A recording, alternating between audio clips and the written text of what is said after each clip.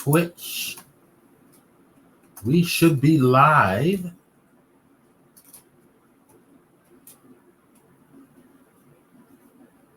Right, and twitch.tv / all right, so let me make sure that we are looking good here.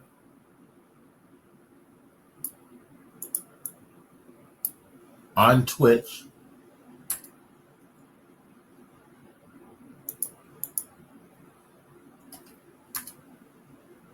There we go.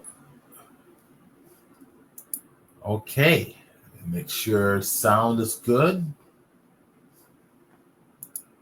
Go to my setup that I like. Testing, make sure. And it did not hear anything through the. Let me make sure my mic is hooked up. Oh, the mic is. There we go. There we go. Now you can hear me. Everybody should be able to hear me now. Good. All right. I wasn't. I was testing this here, and sound wasn't coming through at first for some reason, but now it is. Good morning. Good morning. Good morning. Magnonstance, welcome. Great to see you. And we got a bunch of other people on here, but they're not showing up in my chat box. But say hello. Share with us where you're from, what the weather's like in your area. Where I'm in San Diego, where it's sunny inland and warm inland, but on the coast it's been cloudy and gloomy and cold.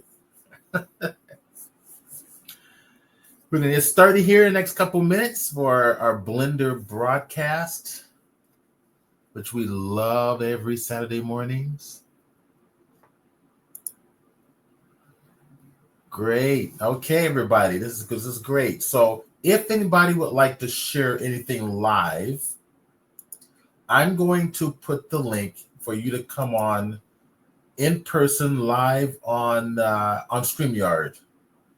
So let me type this into Twitch to join in live. You're going to go to this link. Okay. There. Okay. So Carm is here. Hello, Carm. I just posted the link just to jump on live. I think you came on late last time and you weren't able to present. So maybe what we'll do is we'll start off with you. I've got something definitely to share. So we can let you come on first. And cool. Great. Good. Looking forward to seeing you here. Go on and hook up your microphone. Of course, you should know you should have your microphone hooked up before you even come on. Because you love to share. All right, everybody, we're getting rock and rolling. Carm's getting his set up. I've got something to share in Blender. There he is. Tim Parsons. Oh my gosh, he graces us with his presence. We can't see your picture. Where's your camera? And we can't hear your voice either.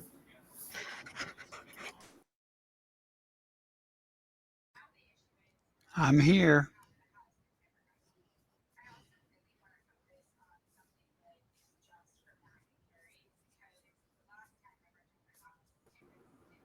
Okay, so there we go. Tim is there. Yeah, I'm here. Tim, did you try to say something? I'm not hearing your voice. Can you hear me? Yes, now I can hear you perfectly. Excellent. Welcome, man. Hey, how's it going? Great. Go ahead and share your screen. And so I have that up and running.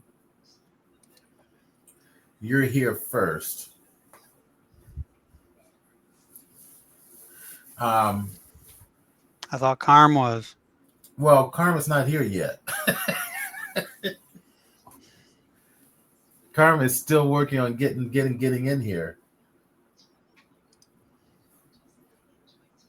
So it's like first come, first serve.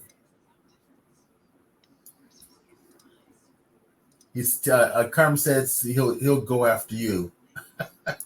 He'll go after Timbo.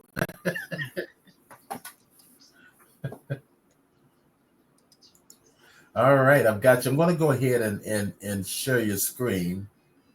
So, um, there we go. Oh yes. Okay. All right. So Tim, why don't you why don't you share? I figured it'd be a good idea um, to share a little bit as to who you are in the industry, and then what you're going to share today. Oh, okay. Well, I'm just a Just, just, guy. just as a nice brief introduction in case somebody here doesn't know who you are. Well, okay. Uh, I've been doing ArchViz work for 20 some years, but now I'm kind of out on my own doing animations and things for various companies and organizations. Uh, and that's been about almost 2 years now that I've been out on my own. Uh, but today, well, I'm just going to show you some LightWave 2025 stuff, if you're interested. Yeah, absolutely. Of course, we're interested. Okay. Well, one of the things they added to LightWave 2025 was this thing called Super Patcher, and I just want to share real quick kind of what it does. And it's been shared before by Deuce, I think, when he was here a couple weeks ago. Uh, he gave some pretty lame examples, I think, as to some of its capabilities. So I don't know why you'd ever do this, but I just wanted to show uh, how good it is at doing something like this. The algorithm that they've implemented is pretty solid. So we have a hole in our object, and of course, you saw what it looked like. So we want to patch that hole up, and we just run the tool, and there it created a patch. Now it doesn't conform exactly, but you can relax it, and now you can get back to where you were. Now that in itself just kind of shows the power of the algorithm that they've done, uh, which is pretty nice. But I don't know personally where this would come into play for me using it, but where it does come into play would be in this type of thing. So Before, I have a question because sure. when you first applied it, it was pretty tight. Um, Yeah. and Yeah. then what did you do to relax it? Yeah, there's a relax function. So let me just do it again here. Yeah, I didn't remember seeing you explaining that. So we'll go ahead and you have to select a portion of the hole and you run the tool. Right, And right now you can see the polys are flipped. Well, there's, the normals. right. So you can see how it's kind of looks kind of tight. But this is the relax right here. So you're selecting the edge first. Now I'm not selecting anything. I'm just going up here to the numerics panel. It's underneath your StreamYard thing is why you can't see it. Let me move it down. So it's right here, this relax iterations. Let me ask you this. Well, that's really interesting. So when I Um, relax it, you can see how it, got it, got and it. you can go the other way. See, it defaults to 20. It goes from 0 to 100, but when you run the tool, it defaults at 20. Okay, that's nice.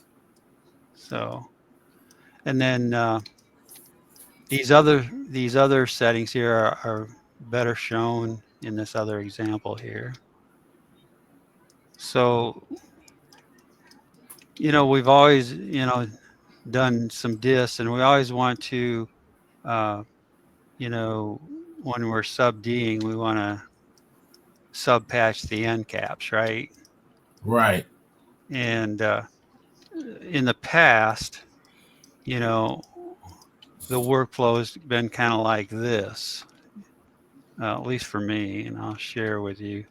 So we just do a quick little inset, and then I always made a pole, and that was okay, but you had a lot of tries, triangles right in through here, which wasn't so good. So then I would go. This is what I would do. Then I would go through and select every other edge and get rid of all those tries and just do, delete. Well, that was a pain in the butt too. So eventually I found this tool, the command poly subdivide tool, and that would just automatically do that, which was Okay. nice. But you still had, you know, everything came to a point here, which for something flat, it's fine. Right. Uh, but if you wanted to put a dome, dome this out or something on a knob, it cause a pinch point here. So really, the only way to really do this correctly is with this super patcher. Now you get, what you really want, a nice little quad patch. Right. And this is where, whoa, this is where these other tools come into play. If if we look at the rotation, we can rotate that around. See how that's rotating that around? So you can get it so it lines up perfectly with your Right. x, x and z coordinates. Yeah. That's exactly what Blender does. Similar concept. Yeah, yeah. It's definitely much. It was much needed.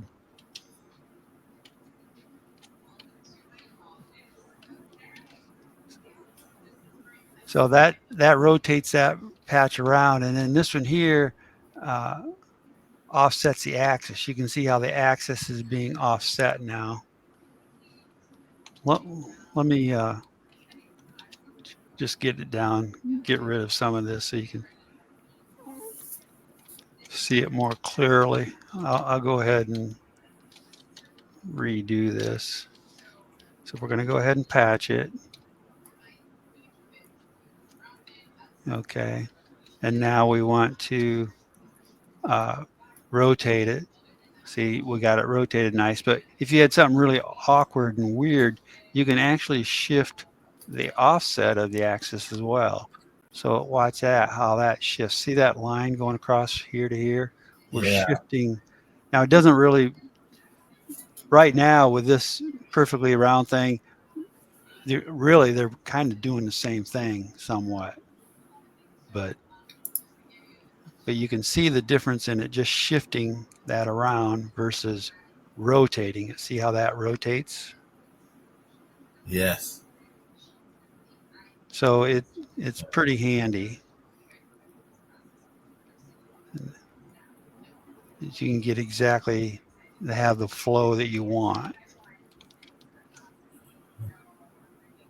So that's that. Now, where is this? Where is this useful? Well, I'll just draw a quick example here. I used to make a lot of knobs, uh, for furniture and stuff. And I'll just whip something up real quick. Won't be pretty, but it will be something. Oh, and by the way, I'm using the new build of 2025-0.2. It just came out this morning. Okay. That's a free upgrade. Yep. Okay. So So I'll check in my account and download that one. here I'm just making a knob, and I'd make a zillion of these things during the course of my career doing furniture. And so here we get back to that same deal where I would normally make a poll. And then if we go into subpatch mode, we get these stupid little, I don't know if you can see them, but let me make this into a metallic object and you'll really see it. See all those little points there? Uh, whoops. You can really see them now. See, that's not desirable there. Right. Um, so what I did previously, I'd go in and like I said, try to clean these up.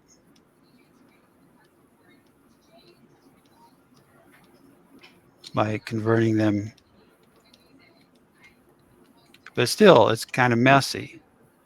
Well, now we don't really need to do any of that because you can just use this super patcher and get my thing up here and it'll fill it out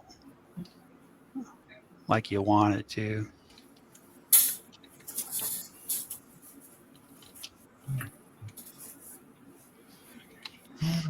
And actually, I probably ought to go even further. Just fill that whole thing.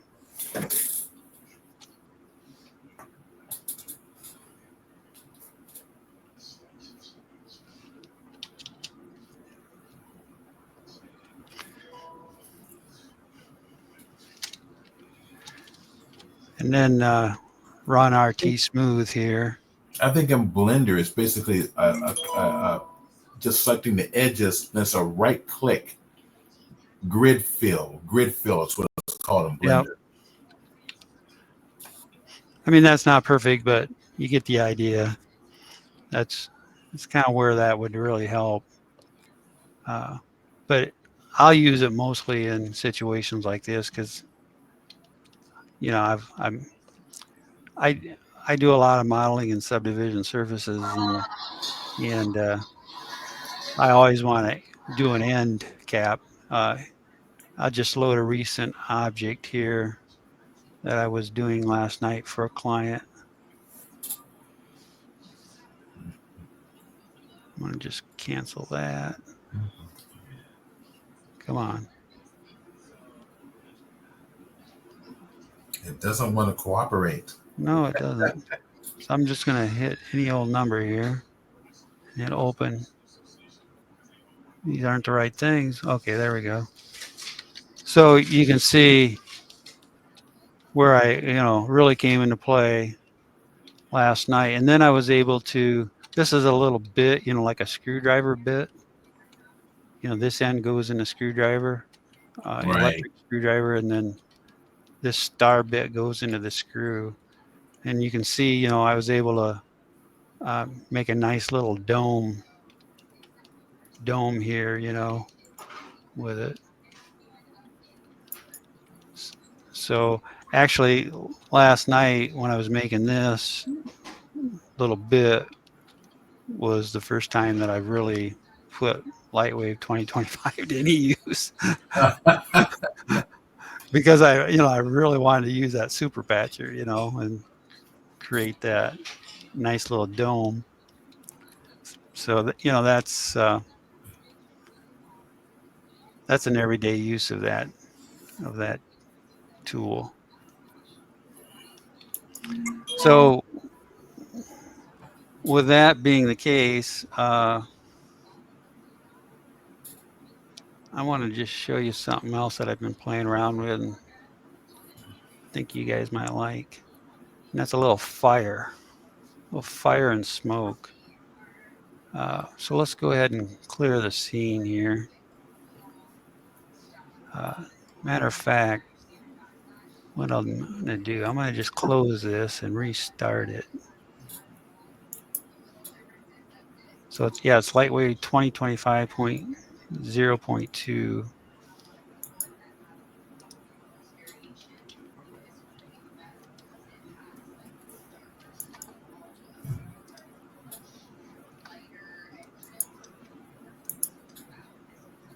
I'm gonna hide this.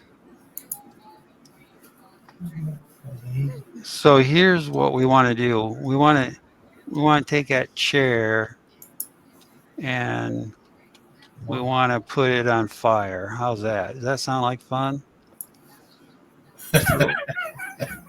So actually, That's what I'm Make the talking hot about. seat. this is the first time turbulence FD that was introduced third party. I don't know, many years ago. I never got it because I never had any use for it. But now it's included in LightWave, and it's kind of fun to play with actually. So uh, we'll go ahead and just click on. Here's what we need to do. First of all, we need to make this thing an emitter. So we just click that button, and now that thing's an emitter, believe it or not. You can see in my emitters panel that this chair is an emitter. Cool. And all we need to do to set this thing on fire is give it a temperature. So we'll just set it at 1 and the density of 1. So now theoretically, it can catch fire. So in order to have any kind of fire, you have to set a container that the fire is going to, otherwise it's going to want to calculate a big area. Right, the domain. Yeah, all the container does is keep it so the calculations are within reason. So we had to add a container, and we just hit OK, and here's our container. Now you can see our container is pretty small, and so we need to make it bigger. So we'll make it 2 meters by 4 meters by 2 meters. And then we'll move it up. Okay. So theoretically right now, let's go ahead and make it 5 meters. Theoretically, we're ready to make our fire right now. So we'll go ahead and hit. Did you duplicate the chair? What's that? Looks like you duplicated the chair. No, that's just part of the fire that came through from the cache, the previous cache that was on there. So you got to clear the cache. Yeah, and I didn't do that. So one of the things I'm going to do, I'm going to make it so my NVIDIA GeForce GTX 1050 Ti is doing the hard work. All the work. Yeah. Which, that video card isn't very strong. And then we'll just go ahead and hit the start button. And this will clear the cache here. We want to overwrite your cache, yes. And see, there we go. We get a crash right away. So let's go ahead and say no, because I don't want to make a report. But we'll just try this again.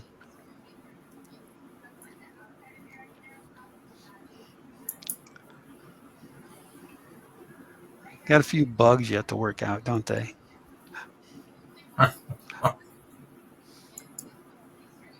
So, okay, we'll just start over here, see if we can get this to work. Turbulence, make emitter. We have our emitter. We want it to catch fire. We're going to add a container. We got that. Make it a little bit bigger.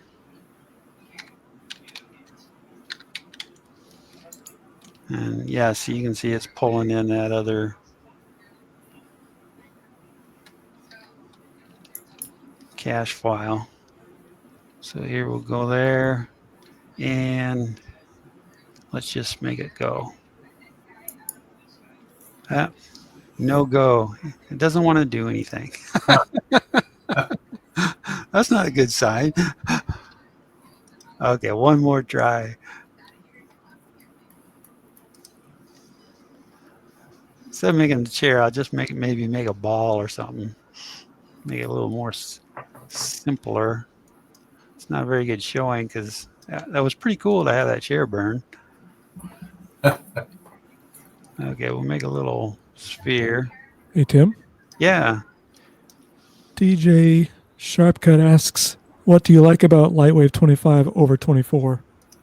That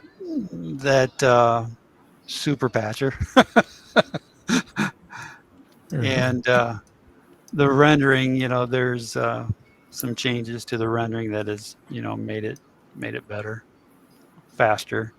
But honestly, I'm not using it in production because I'm, right in the middle of stuff, and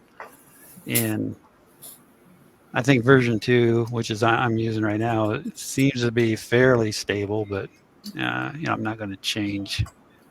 But last night I wanted to patch that tool I was working on for a client, so I had to fire up 2025 to use that. So I mean, I'll probably be putting it in production here in a couple months, but for right now, 2024 is pretty solid. All right, so try this again. Make it an emitter. There's our emitter. Add a container. Okay. See, it still has a stupid chair thing in there. Let's go to a different content directory, maybe. Let's go down here to my junk drive.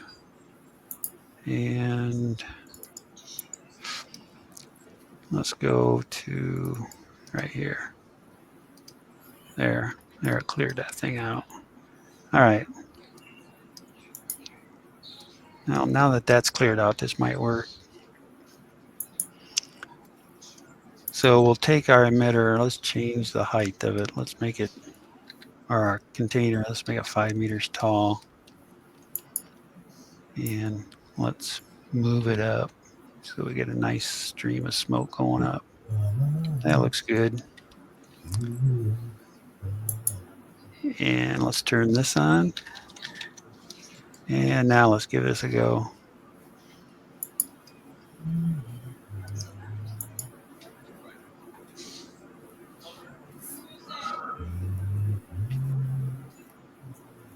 Okay.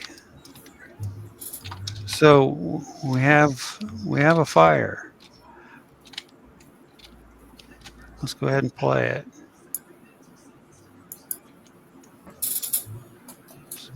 So that's pretty cool, but we can make some changes. The number one thing we want to do is we want to change the way it looks. So let's turn it into fire. So this will be a chair that the ghostwriter will be proud of. Well, yeah, but now it's not a chair, it's a ball.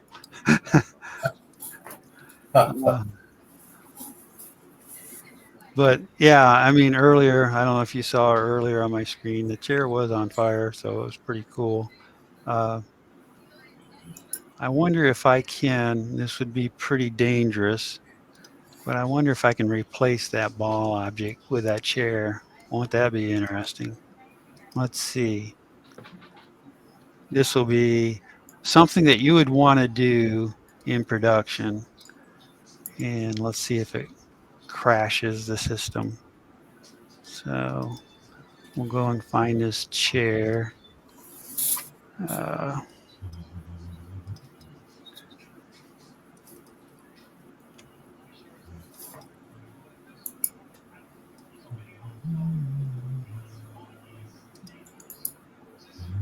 It's fun. Okay.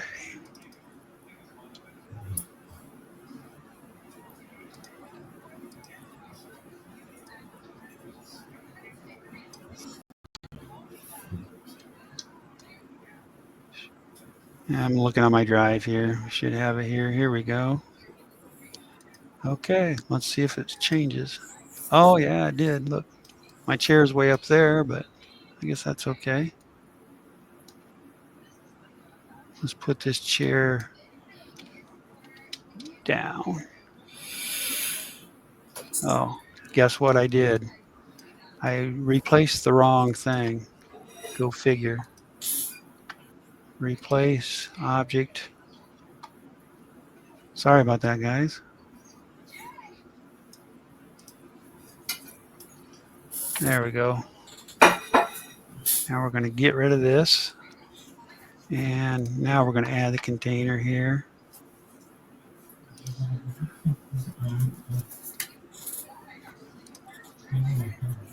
Oh, I'm going to clear that cache. Go to a different cache.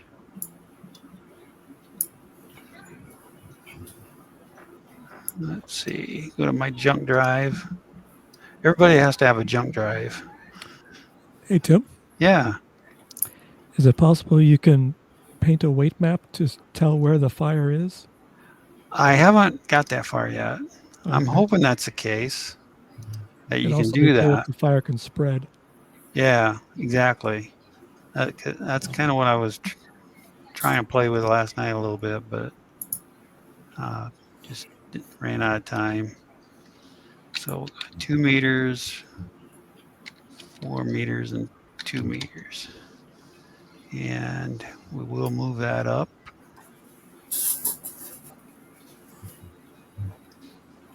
And let's see if this thing even works now.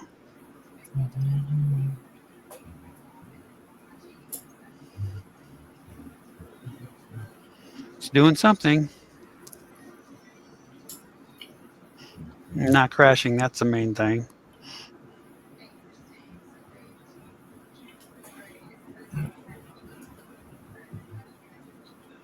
Yeah, it uses the points on the object are what determines the fire.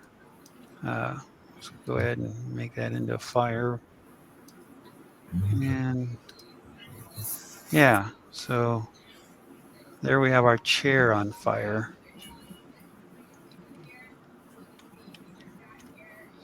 which is pretty neat. Now, there's some settings on here that can uh, make it a little bit more interesting. Hot seat.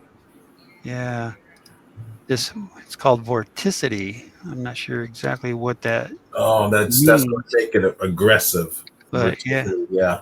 yeah, it makes it really into a nice, cool flame. I'll go ahead and turn this update on. You can see it while it's going through its thing. Wow. It's really flaming, man.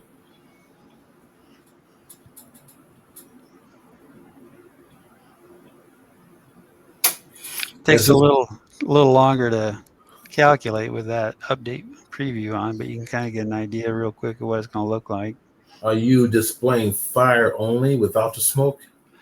Yeah. Okay. Technically, there's no difference between the two. It's just like over a certain temperature, it shades it differently. This is a shader, right? Yeah, actually, you can actually turn it on to a smoke shader if you want. There we go. There it is.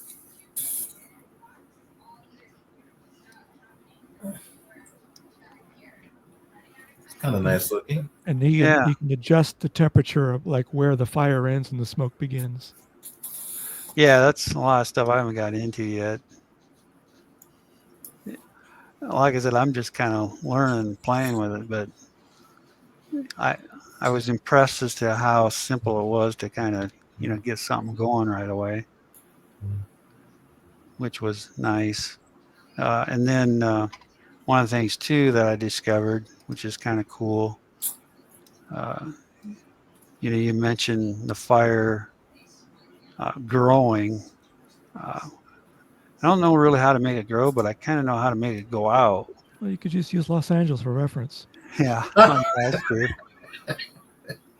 But you can animate the container, and the container will, kind of control the way that works. So let me go ahead and just change. Let's just do this. Change the tension on this and start that again.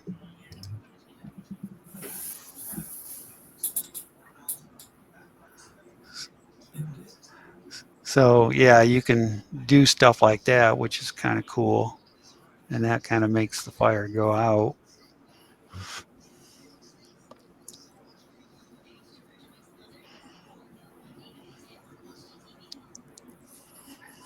And you don't have to show this stuff too. You can turn turn all this stuff off so you don't see it as well. But so we'll just go ahead and play that. Show bounding boxes. See, so now that's off. So yeah, I mean, there's different ways to animate different things. And the other thing that's really interesting, and I'm going to go ahead and delete this key and get it back to where it was. Let's go ahead and just make another object real quick. We'll make a, just go ahead and make a cube, I guess. And we'll make it, we'll make it pretty wide, say 2 meters. And 200 millimeters, and 200 millimeters, and hit OK. So we have this thing. I'm going to just move it up. And I'm going to animate this so it swings around and does a 360. How's that? So we'll just go 359 here. And now that thing will just spin around as the flames are coming up, right? So what do we have to do with that is we come back into our turbulence settings and we make that a collision. So we just make that a collision and don't have to do anything more to it other than make a collision. And we'll start it again, hit OK. And you can see it turned into a bounding box or little points that represent the cube that we made. And you can see how it's affecting the flame, how it's kind of making it move out. I'm going to just turn that preview off so it'll go a little faster.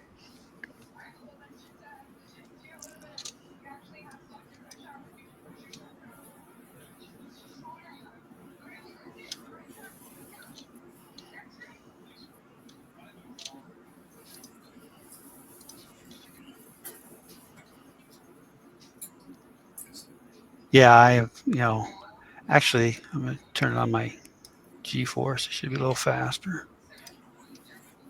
So there you can see how it's affecting the fire, which is pretty cool that, there's that interaction. I'm going to go ahead and turn this down to 0. And let's just recalculate that. Ah, crap. So that's as far as we got today, I guess. You can see there's some issues. Yeah. But it's a lot of fun to play with. I just say that. How's that? That is fun. Yeah, sure is. But yeah, in answer to again to say why am I using 25 right now? I'm just using 25, like I said, just to create these things right now for this client. Before I'd have to deal with some of those pinch points and stuff. So it was really So nice to be able to do was that. this capability a separate program from the LightWave internally in the past? Yeah. Turbulence FD was a third-party thing. Okay. And I think they added it in LightWave 2023. I never got around to play with it until just a couple days ago. And I probably won't be playing with it much anymore because now I got swamped with a bunch of work. So it won't require the use of it. I was hoping to get a job where I'd actually have to use it, because it looks like a lot of fun to play with. Yeah. All right. Thank you, man. That's fantastic. Yep, sure. All right. This is good. We finally get a little LightWave 2025 under our belts here. Yeah. All right. So, Carm. Yeah. Would you like to share your screen? Okay. All right. So what I will do is actually, Tim, stop sharing your screen. And Yeah, I thank think. you, Tim. That was great. Yeah, That, sure. that, that was good. So just stick around and so for those of us who are, let's see, it's Carl. There it is. Very good. For What those were of you us, gonna say? for those of us who might be interested in the Blender 3D for 3D printing, I'll put the link in the chat. But go ahead, Carm. Go ahead, take it away. Okay. Hang on a second. Test, test, test. How are my audio levels? Yeah, sounds great. Okay. So, I made this new animation for my game. It's a tutorial thing, and I'm just rendering a still image of it right now, but I'll show you the animation. And Tim asked me or suggested I cover the anisotropic effect. Yeah. So I could do that if you guys want. Yeah. I'm sure you know what that means by now. Or you might want to explain it in case It's somebody who the was not it's here the last time. effect. It's the shading effect of having micro grooves along the surface. This has like a brushed Nice. metal effect Yeah. here, and on these they're all the speculars are merging to a point. It's basically it makes it look machined, like there's like micro grooves all leading to the center. And this was my game takes place in the 80s, so I wanted to make the most 80s looking stereo receiver possible with the gigantic knobs and the switches that look like they're ready to break off, stuff like that. And of course, the VFD display. Let me pull up the finished animation first.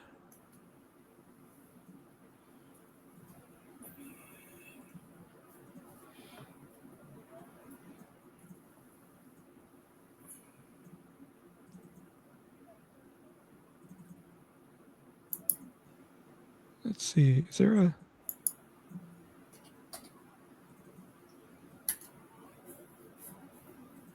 I guess I could... Yeah, okay. Oh, I'll just pull it up in my compositor, I guess. I don't know if I have it as a MP4.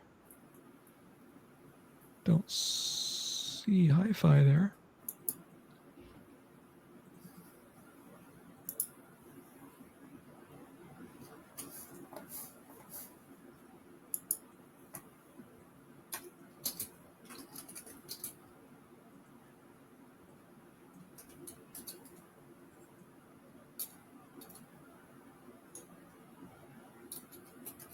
There we go. And 59 frames. What is this compositor? Vision One. Never heard of it. It's kind of like Fusion's little brother. Came out like, I don't know, 15 years ago or something. Oh, really? It's almost exactly like Fusion, except it didn't do 3D and it doesn't have full what's it called, floating point color. Oh, okay. But it's not 6-bit color, like it's like something in between. So it's just a little bit better. Anyway, here's the original rendered animation. It looks, of course, very pretty when the speculars move across it with all the anisotropic effects. But then I saw these highlights that I wasn't very fond of. So I was thinking what I can do to like spruce these up a little bit. So I did this.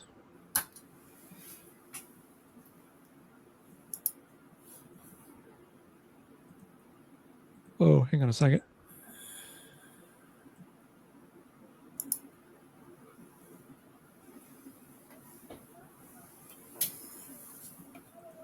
I don't know. I can show. I guess I have to add a background before I can cut out the alphas.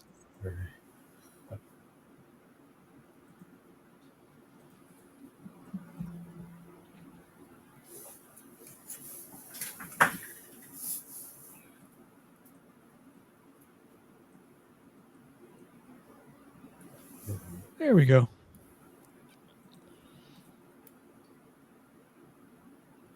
So I manually animated some objects to follow the hotspots of the animation in a separate animation. And of course, I also manually tweaked all of these lens reflection objects.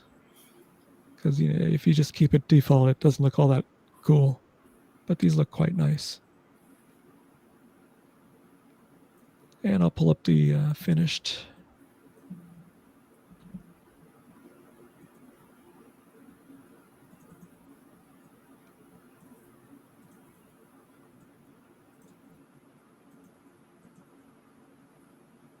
That looks nice, huh?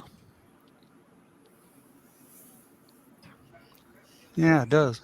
And I made another element for this. Right here is going to be an EQ display. And I think the best way I could show this is to pull up my game.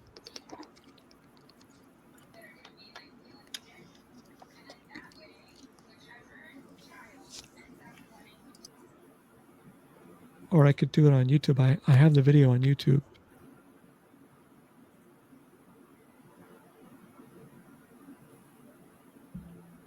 Just go to the nifty polygon. That's me. There I am. Oh, let's see the portrait of you again. Portrait? Was that you said that was a picture of you? No, that's not me. Well, that's not you? That's an ad. Oh, I got you. All right. Thought you said, I don't look like that. So you look better than that. Now, unfortunately, you guys can't hear this, but you can. I'll put the link. Well, if you have the video, I don't know. If you have the raw video, you can put it into the the display. You remember we tried that? It didn't work because I'm using Windows 7, I think. Oh, was that the issue? I don't remember. Okay. I think that might be. Why are you using Windows 7? Because it's not spyware. Okay. All right. And play. There we go. Let me skip all this intro.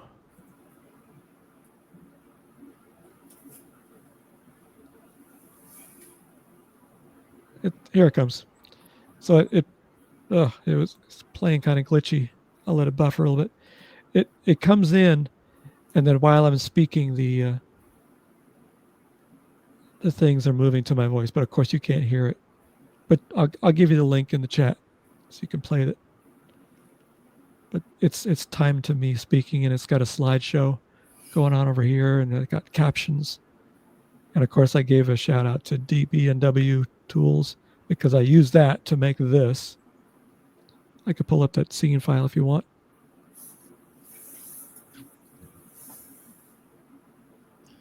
Did you then just composite that on top of that in your compositor? Not exactly. These things, let me pull it up. Or did you actually put it in your model? Well, let me see. In here.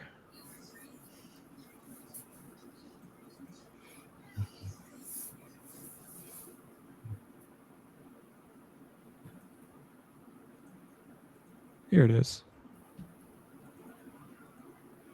I thought I would have it like installed in the thing.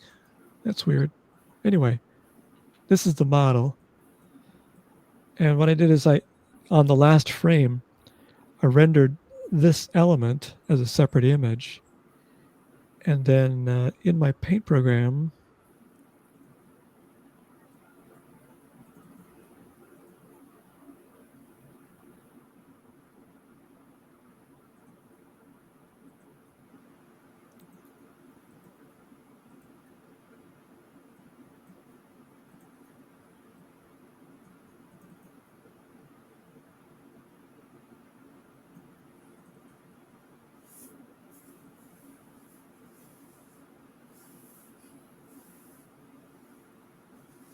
see. Oh, this would be in hi-fi, I think.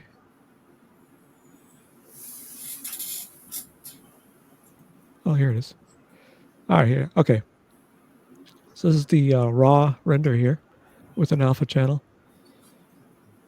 I copied it, so it's got them side by side, and I separated it every other one because I needed to grab each one as a sprite, and what that means is it needs a rectangular area around each one. And so in my program, it does a tool called sprite clip. So the entire image is a single sprite, but then you use the sprite clip so that it only displays like this area. And what I did is I cloned the sprite for every 1, 2, 3, 4, 5, 6 of them, and I just dynamically clipped it every frame of the every update, every time the screen updates. It'll be over here, and then it uses the next one for going up more, and then over here for the next one, and it just does that timed to my voice. Now the way I timed it to my voice is, might as well pull up the You little treaty. what was that? Yes. I'm talking to my pet bird. Oh, okay. He's sitting outside the window. I'm just chatting with him. Seems like it's not finding the audio.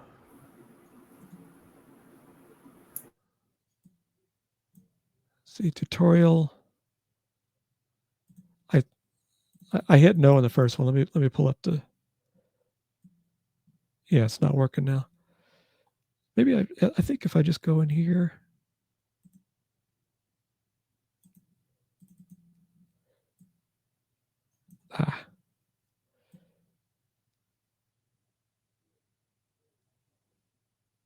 Here it is. Okay, it's only going to do it on one of them right now. So that's going to my voice. This is the audio frequency plugin by DB&W. Very, very reasonably priced. And so what I did was I baked the Y values of all these guys. I just use Keystove, baked the Y, and then I save those to a text file. And then I wrote a separate program to read those 6 envelope files into just the data needed for the, because when you bake an envelope, it has extraneous stuff in it. Let's see here, projects.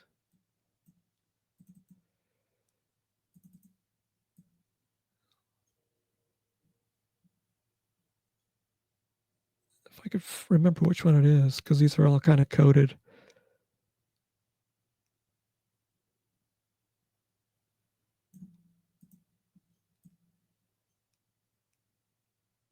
I'll just run this.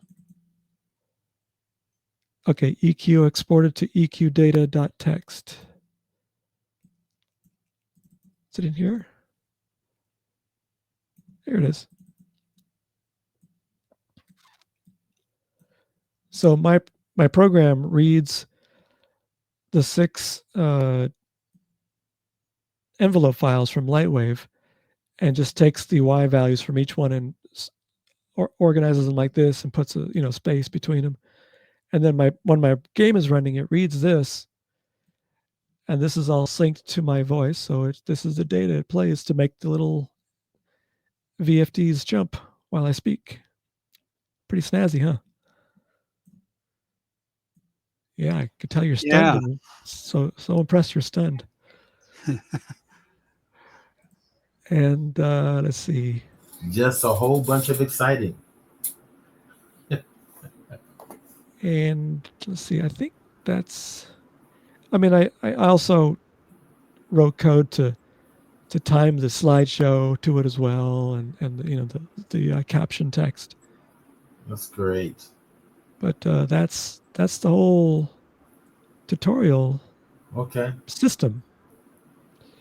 Did you want me to go into anisotropics, or am I running out of time? You got. So we're gonna take in 15 minutes. We're gonna take a break. So why don't you go on and Okay, you got 15 minutes.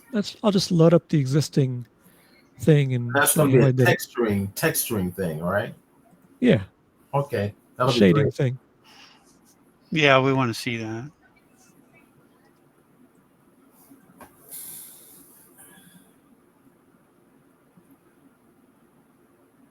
And let me also pull up the model in Modeler.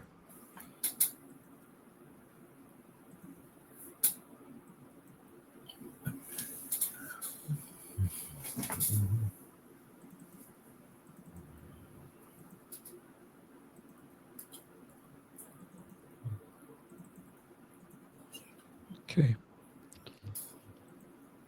So let's go to UV here, because you need UVs to make the anisotropic effects, because that tells it which direction your microgrooves are going to be. So if I go to texture and say aniso, I put everybody on here.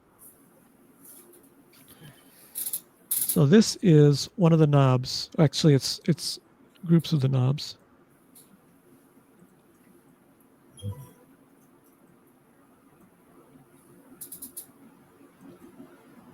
The reason why I added more geometry, vertices around here, is because when I originally rendered this, I was getting some like streaking artifacts between this center point and this circle, even though I used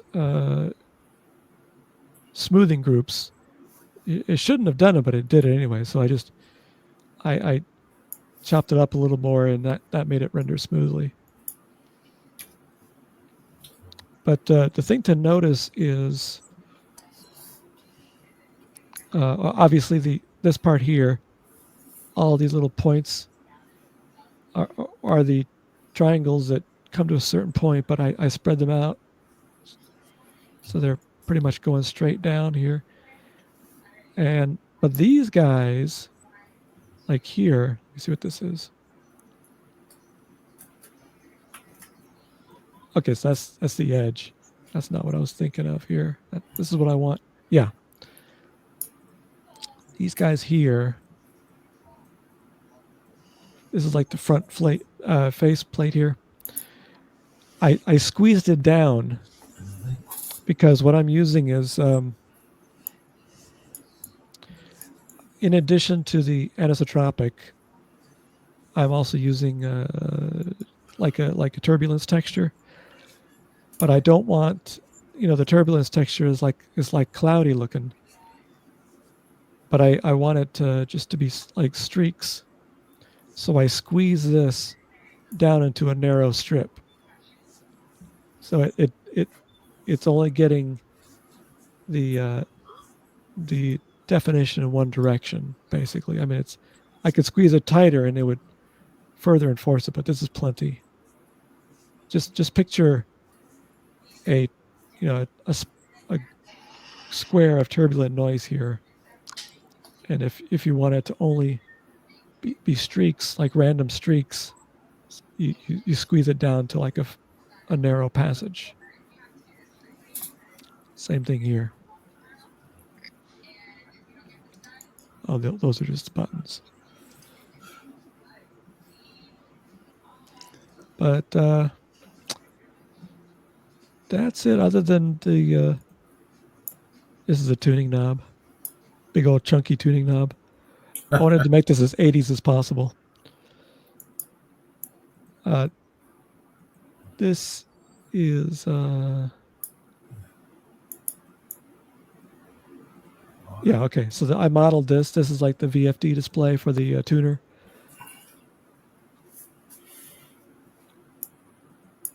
And of course that we looked at that already.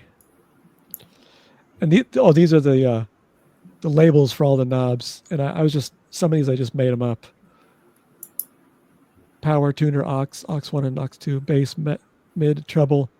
This stuff I just made up. Jitter, wow, flutter, squelch. noise cancel gauze filter. What's a gauze filter doing on a stereo? Wash, soap, rinse, spin. So Nice. you won't see that in the animation, of course, but it looks better that they're there than they're not there. That was a joke from the movie Airplane. If you saw that, when he was reading all the dials on the plane's console, control console, he said wash, soap, rinse, spin. I forgot about that. Okay, well, let's see your render settings and whatnot. Okay.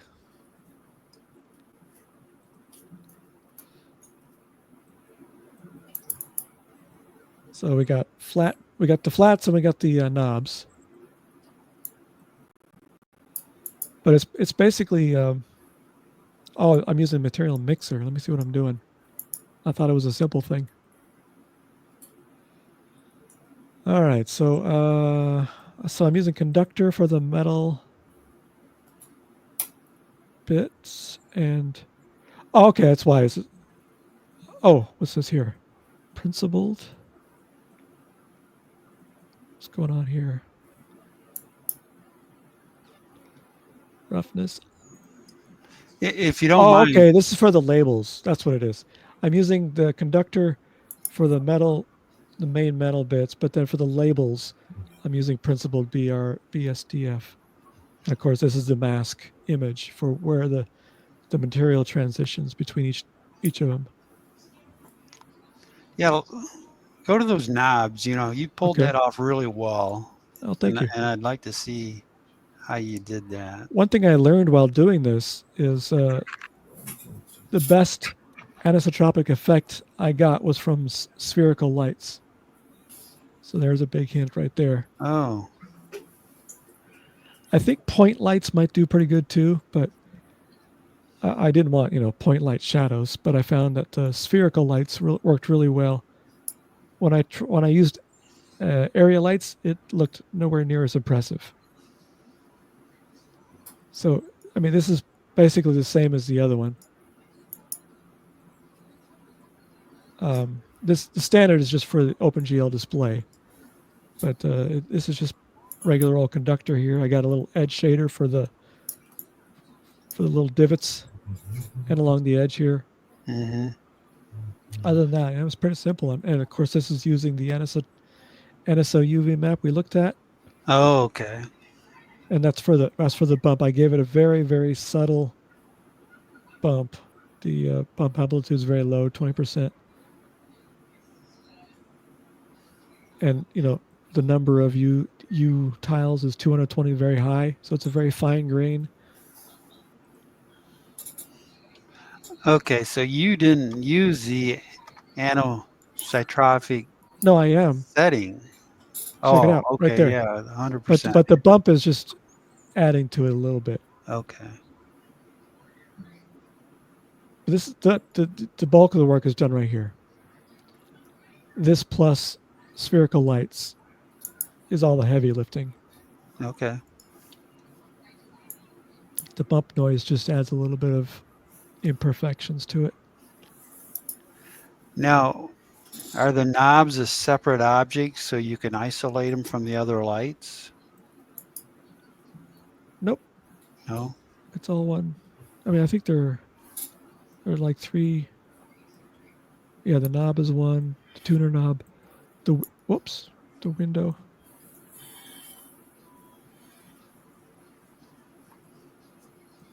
It's not really a window. It's like the window section because there are knobs here too. This is a separate raised bit that I made a separate layer. I didn't need to, but I just did. But yeah, headphone plug over here. Yeah, nice. Very nice. I was really impressed with your materials on those knobs. Thanks. Well, as I said, the secret sauce is the spherical lights. We typically go with area lights because they render faster, but when it comes to anisotropics, I learned that sphericals work best. Good to know. Take that to the bank. So that's your tip for the day. Any questions before I hang it up?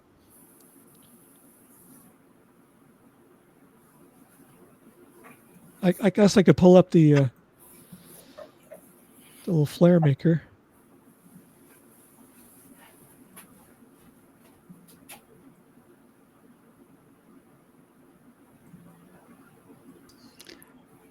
Yeah, how'd you get that to follow what you had going on in the I other think this scene? is it right here.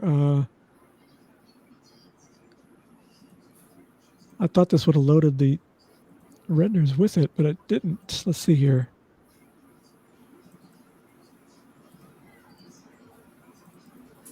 Let's change that to sequence and then put that in the background. There we go. Oh, that's how you did it. Yeah. So I frame by frame, I move the lights to follow the discs. You know what renders as discs, and then those render as lens flares.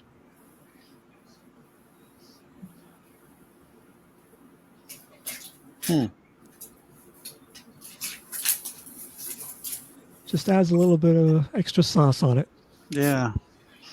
Yeah, I would have done that in the compositor. I like the extra sauce. Yes, we all do. Very nice. Thank you. Oh, I should have had the chat open. Oh, thank you, Ace. Oh, and he's giving a shout out to my company name, I think, when he says nifty. So that's it for me. Is it? All right, cool. So let's do a 15-minute break. And do me a favor and stop sharing your screen. And I will share my screen. Let's go to present and present my screen share. And I want the entire screen. Oh, I forgot to paste the link. Let me give you that. Oh, yeah, go for it. So go ahead and do your break, but I'll post this in the chat. Okay, actually do it through Twitch. If you do it through Twitch directly, it goes directly to everybody. All right, I'll do it in both. Twitch.tv/Chromecast. I'll put it into the chat box here. Twitch.tv. Actually, everybody can use that link to send out to all your friends. Right there. Is this what you meant by Twitch? Yeah, twitch.tv/Chromeillusion. You see my link there, or is that in the wrong place? If you go to that link that I just posted, and then post your thing in the Twitch chat box. That's what I did. Okay, so let me see if it's there. Yes, it is. Yeah. Right there. You should be able to see it. All right, so it's Carm. So I tell you what, I'm gonna go ahead and start the timer. Take a little bit of a break. We'll come back, and I got some Blender stuff for you. So I think you'll enjoy it. Cool. Some Blender modeling stuff today. All right, let's go ahead and get rocking and rolling, and I'll mute my mic temporarily.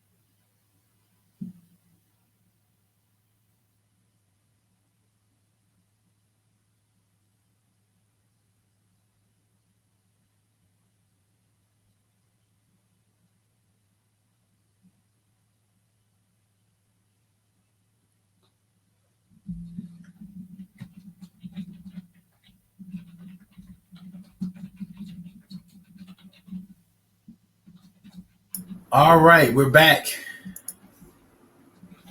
We are back. Sorry for a little bit of a delay. I had a little accident in the kitchen. But we are back. All right, cool. I figured I'd do a little fun little tutorial today. Tire treads and wheels. So I figured I'll do the wheel first. It should be pretty quick. And then we'll do a little bit of the tire tread. So I started something last night. And let me just open up that particular file so I can kind of give you an idea of what we're going to be doing. Let's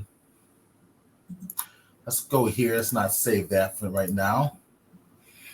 All right. So in essence, let's also turn off that view. We're going to model this wheel. Then we're going to model the tire. And what I'm doing is I'm breaking down the wheel into its very simple components. All right, so you can see I've got my little background here, and I'm keeping everything very, very simple in terms of the geometry that's going to go into it, because a lot of this is going to be accomplished with subdivision surfaces. So I'm looking at my just the design going into the wheel and trying to break it down to the simplest part. And I'm looking at the part here, and it looks like I'm modeling basically one little V shape, but I can break that V shape into halves. So all I need to do is just model half of this and then basically kind of revolve this around. So if I turn on the mirror command, you can see what's happening here. All right, this is nowhere near finished. It was kind of like a little start, kind of get things started. And of course we apply our array, and that's going to accomplish outside of wheel. So that's what we're going to do. Hey, Stephen. Yes. Not that I don't mind the free publicity, but you still have my YouTube link on your screen. I am so sorry. I wasn't paying attention. Just like in the kitchen when I accidentally hit the on button on the blender while I was making my smoothie, and then the smoothie went flying all over the kitchen. You just got blender on the mind, man. Evidently. It's something, or I'm being cursed. It's one of the two. Let's see. There's somebody looking at the comments here, and okay, that's just your comments. People are asking about. Okay, cool. All right, so we'll start modeling this. We'll do the wheel. That'll be fairly simple. Then we'll do the tire, and we'll add the tire on, and have some fun with this little thing here. And just remember, when you're modeling, you want everything to stay super, super simple. So what I'll do is I'll just cast what I've got now and place them all into a folder. I'm glad you made a little hole for the inflation nozzle. Yeah. Well, I haven't got to that part yet. That's the photograph in the background. Oh, okay. Yeah, but even for the tire, when we do the tire portion of it, there's little holes and little slits into the rubber, which I've got to honor as well. So I'll definitely approach that, but I'll come back and we'll add the hole into here as well. All right, so I want to put everything into its own little folder in here. So I get the lights, camera, action at the top. All of this down the bottom is what I use. I think is what I used for all of this. Hit the M for man key, and I'm going to call this collection original files. And I can always turn them on and off just to get a little bit of a reference. In fact, with that selected here, I'm going to turn off the modifier, so we're just going to look at that one just to kind of remind me sometimes, because often I create something, I'll create it and I'm done with it, but I'll forget, how I did it. So this would be a nice little reminder to be there. But in the meantime, we'll go ahead and kind of, oops, I didn't mean to do that.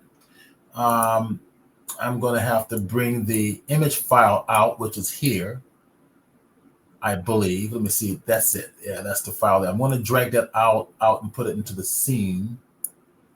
Cool. Now I can turn off the rest. There we go.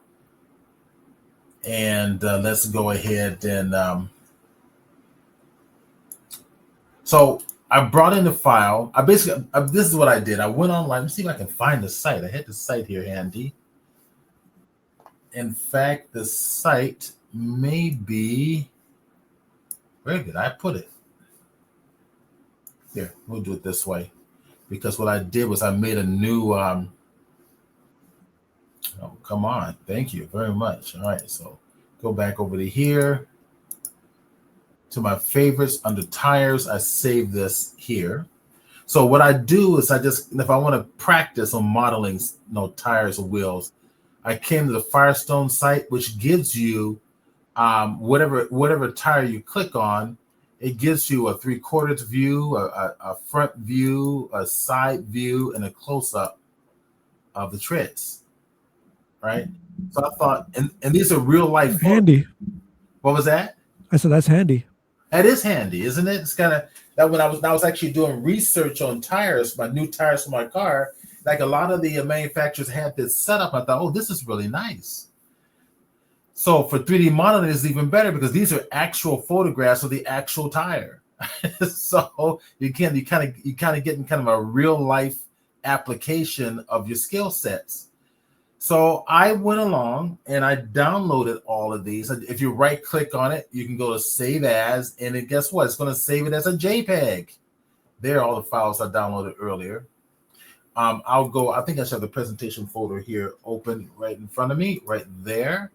Let me drag it on over. So here are all my files. Go to view menu, go to extra large view, maximize that, and let's pull this on over so we can kind of get them all in here like so.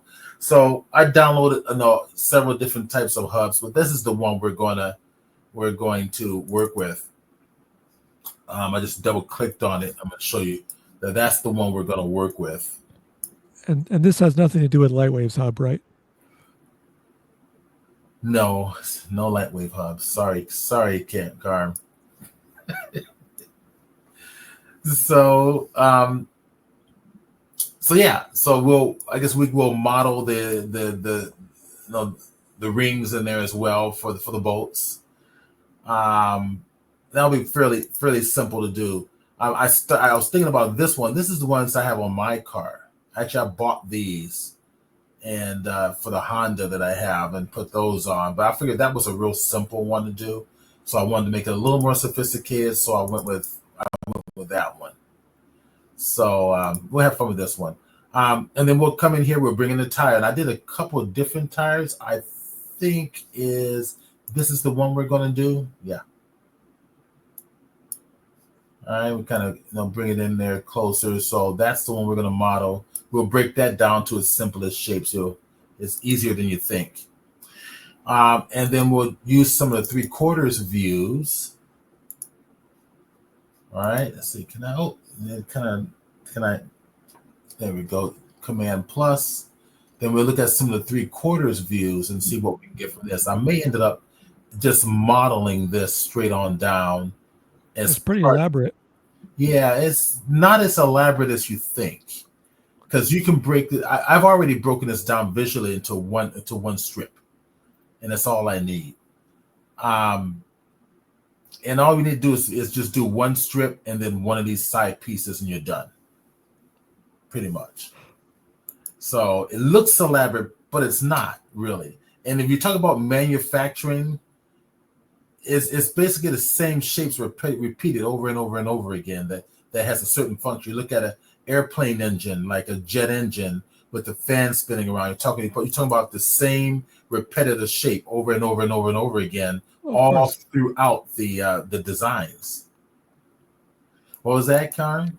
I just said, of course, but each individual element is still pretty elaborate for a tire. I've never seen a tire that complicated. where Well, the tread wraps around. Yes, some of these were more complicated than others. So I chose this one because it was less complicated. Some were really complicated. So I've never seen the tread wrap around to the side like that. Well, on a lot of the truck tires, they do. I think this is a truck tire. Okay. Yeah, truck tires, they do wrap around. The car tires, not so much. But this is definitely a truck. But that's what I liked. I like the challenge of being able to model the wraparound as well. So let's go to work. Let's minimize this. Let's go. So I've already brought in the image. Since I've already done so, I'm gonna go to the front view. I strategize by aligning this image up on the plane. I'm in orthographic view, the front face view. I'm with my N key to get that numeric panel out of the way. David Glenn says hello. What was that? David Glenn says hello. Oh, David says Glenn. Oh, there he is. Hey, David. Welcome to the Blender 3D. Actually, I didn't say hello to everybody else. So let me see who do I have here. I've got well, it's not showing everybody. I've got a bunch in one section saying one thing, another. I see Ace Hoffman, Carmen's here, Essence here, Mac Nonsense. Not everybody's here today. Okay. But yeah, welcome everybody. All right, so let's kind of break this up. Let's go, and I'm going to bring in. I can model this whole thing in the cube. So if I get my little pin here, if I come over, my Wacom pin's not. Oh, I see. It's not plugged in. Silly me. Let's plug it in. So I'm trying to use my Wacom pin because I like to model with the pin. It's just I feel very comfortable modeling with the stylus as opposed to just the mouse.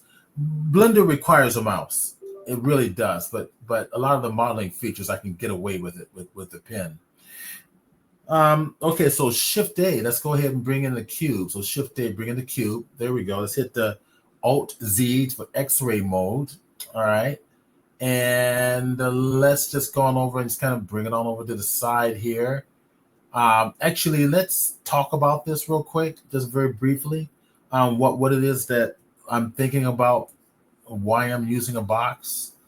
If I go over to my annotation tool here, this is basically a cube, right? All along here, this is just all one cube, right? You think about the cube that's being tapered. That's all that's happening here, right? And then eventually we're going to slice it down its side, and then taper it off on the top here, right? So you can see right up here, we're going to taper that off right up in here. So we're talking about, a cube, and then the top part extended up, and then tapered like so. Right, that's basically what we're looking at. Let's go to my eraser tool, and let's erase that away. Okay. All right, so let's go to work. Let's go over here to our box again. Let's kind of like bring this on over. And zoom in a little closer. Let's go ahead and hit the S key and Z axis and bring it on down. Kind of make it about however thick I think that's going to be. Hit the R key for rotation. Do something like this.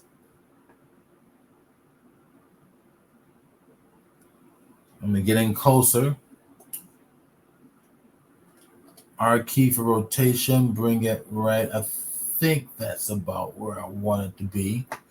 All right, and let's go to the top view. And as you can see, it's really long. So I want to hit the scale and then Y. Right. Okay, so S, and then on the Y-axis, bring it like this. Take a look at what I've got. There we go. Go to the Y scale on the Y-axis again. So S key and then Y.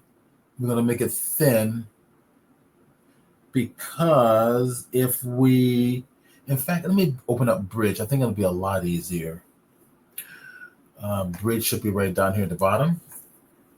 Give it a hot minute to come up. All right, and let's go over to, I think I'm in the presentation. That's in the wrong one, but here I'm gonna go to my proper drive. Get out of here and let's go over to, there we are. Storage. Actually, no, not storage. Tutorials. I'm gonna go find that real quick. That's interesting. Not tutorials, but lessons. So lessons and then tires right down here.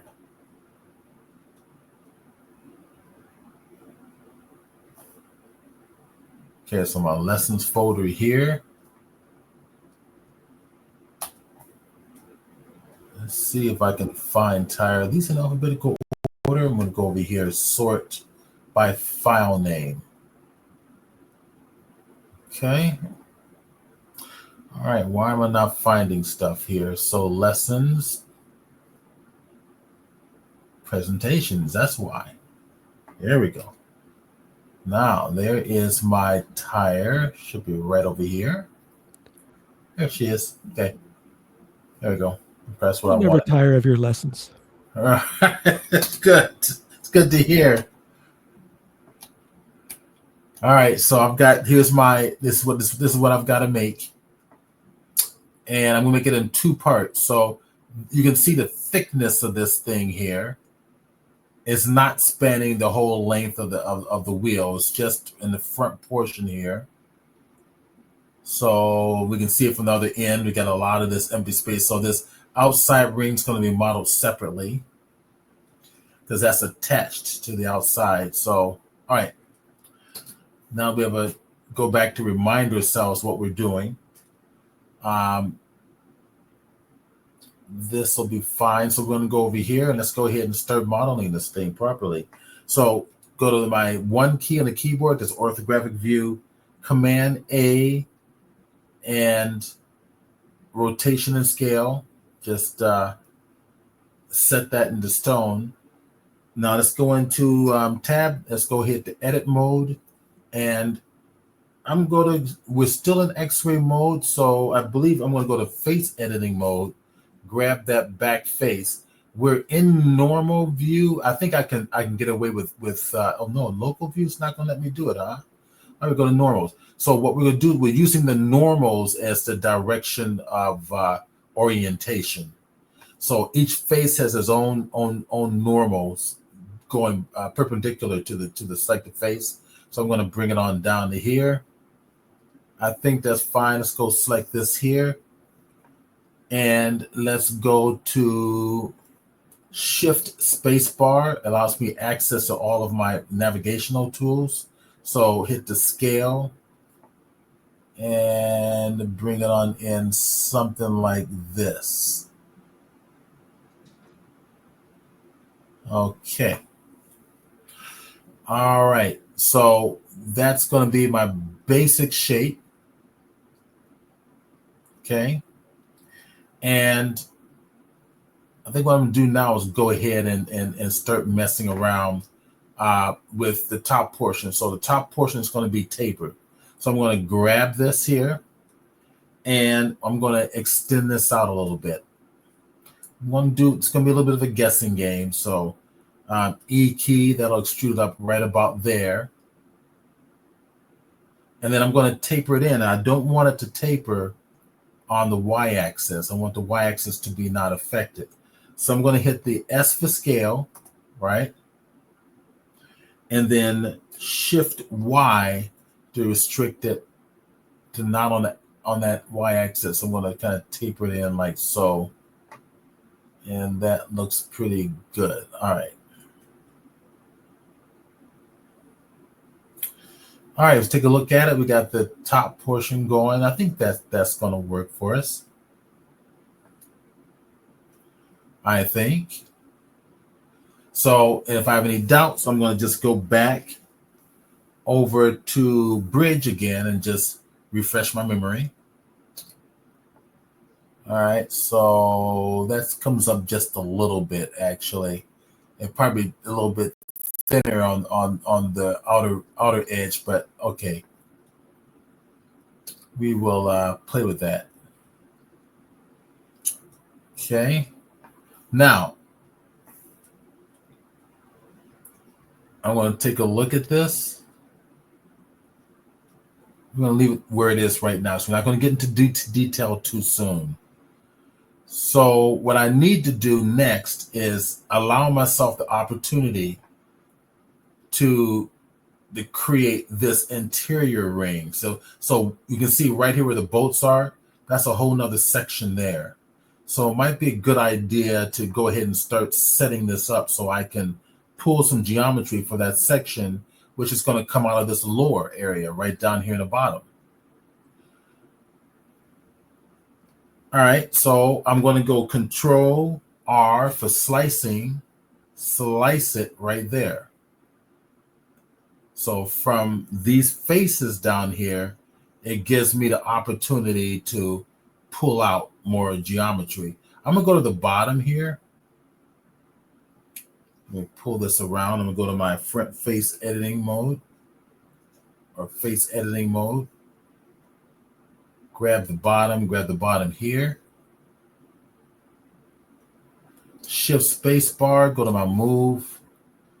Move that up a little more like that. Yeah. Because I'm going to kind of pull this out on either side later on. Yeah, I think that'll work. I think that can work. All right, so now, and I want to go from memory here on what I did last time. So we've got the basic shape. So now what I need to do is to start playing around with some of these edges. Now, I'm going to go refresh my memory. I'm going to turn on the top one again, right about there. That's the wrong one. Let me turn that one off.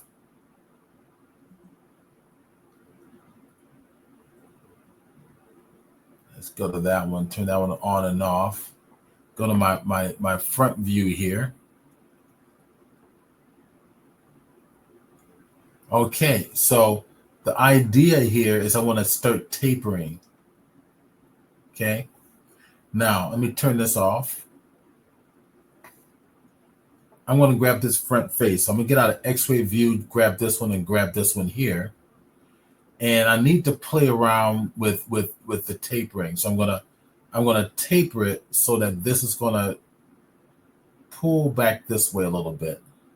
You'll see what's going to happen in just a little bit. So I'm going to grab this tool right down here in the bottom. So, or shift space bar and grab the shear command right down here at the very bottom. And I'm going to take a look at it. I need to select this again. Shift space bar, shear. Okay. And you look at the orientation of the shear bars here.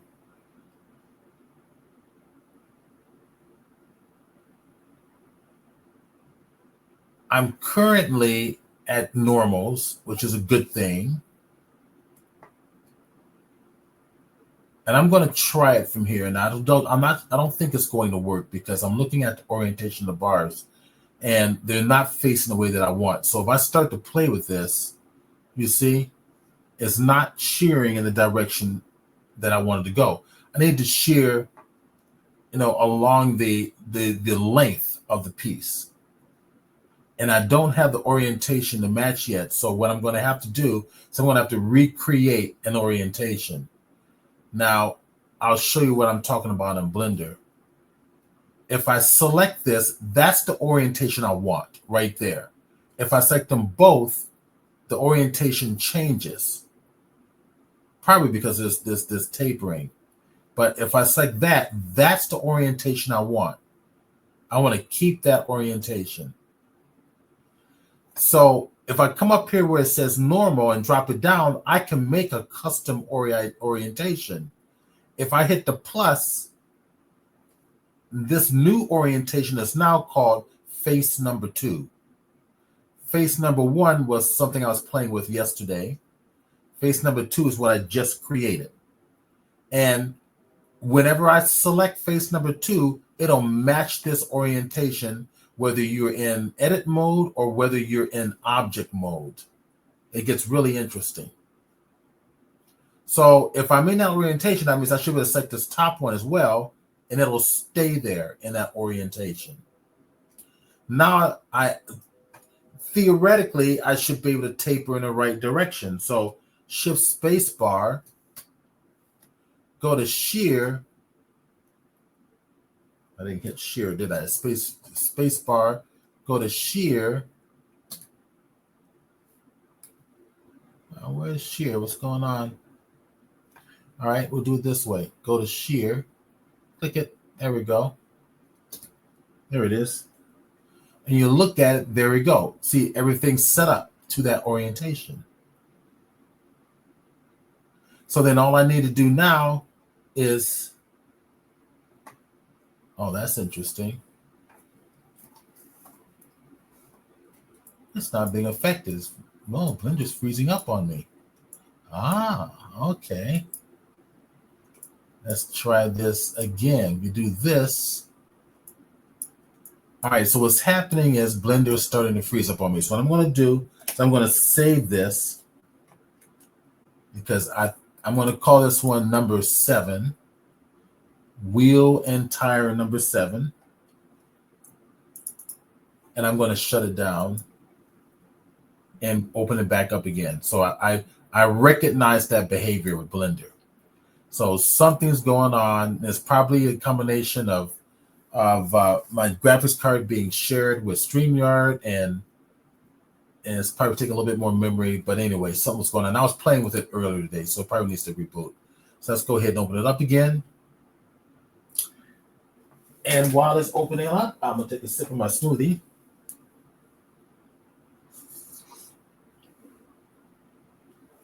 I see any questions?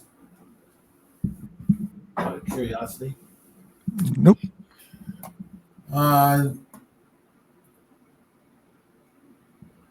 We will never tire of your lessons. Hey, I love to share. I know the joke, though. All right, I'm going to come back on up to File. If I go up to Open Recents, there's number 7. Open it up. There we go. Okay. Okay, now it's moving correctly. Let's see if it's going to behave now. Oh, that's weird. All right, I don't know why this is not sharing. So if I come here, well, actually, let me go ahead and grab both of these. Okay, so I don't know, guys, what's going on. That should share. I did it 100 times. This should share. So it was just sharing just now. I'm going to suspect that maybe there's extra geometry in there that I need to pay attention to. So how about this? How about if I just select all, face editing mode, hit the M key for merge by distance. Okay, nothing's merged together. Very odd. I'm going to try something else. I'm going to go to my edge editing view here. Grab that edge and try it there. So nothing's happening. Wow, it's locked. I don't know why that's locked. All right, then I'm going to have to do it the hard way then. Since Blender's giving me a hard time, I don't understand why it is. What if I just take this, go to the front view, and instead just go to rotate and do it that way? This is what I've been trying to do. Okay, we'll just do it the hard way. And I want this lined up with that x-axis. That's the goal. And I think if I just go ahead and just let's hit the scale command. And this time I don't want it in the face too. Let's see what loco does. There we go. There's a loco. It reoriented it. There's more than one way to skin a cat. There we go. And I can readjust it. Okay. Shift spacebar and go to my move command. We're going to move it back like this. Now, if I want to get this a little more accurate, because you can see that this little edge here, we can just go ahead. I tell you what, we're just going to go to that edge, double click that edge. And let's see if I change it from local to normal to global. It's not going to matter. Let's try the number 1, the number 2. There we go. Number 2 is working. So if I go to the scale and then scale it like that to kind of, okay, that's working.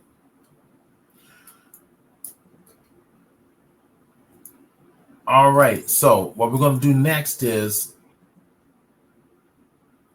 I'm going to start to mirror this, but I also want to add a little extra detail. For example, I'm going to want to bring this front face back a little bit. You're going to see why in just a little bit. So I'm going to grab this face, that face, go back to the front view, go to my move command, stop playing it, and I'm going to go to my, let's see, I think normal should do it right there. And I'm going to keep it here like that. I want the tip of it to match that here and then push it on up. Okay, that works.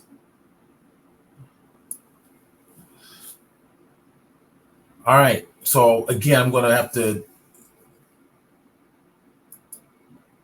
look at my, so if you compare to what I did, we're going to pull it out and then we're going to taper out. So it's real simple. We're going to extrude it out and then we're going to extrude out along the side. So I'm going to turn that off. So E key for extrusion brings it right on down. We're going to put it right down here.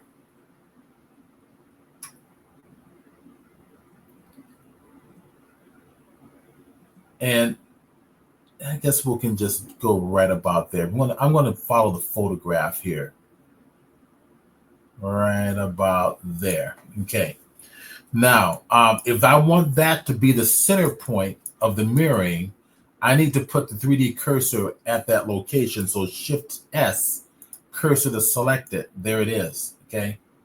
Why am I doing that? Because if I go out here to object mode now, I can tell Blender to make that the center axis for this object. So right click on it, set the origin to 3D cursor. So now my origin, if I select this, right, it didn't do it. What's going on up here? Medium point, that's good. So right click, set origin. There we go. It did it. All right. So Blender's just acting a little buggy this morning. So there we go. So now my orientation is there. So when I do the mirroring, right, if I bring up the mirror command, generate mirror, we're going to mirror on the z-axis just like this. See? So we already got what we want, just about. Okay, just about. Okay, so we got to modify it a little bit more, but that's all right. Let's turn off the mirror temporarily.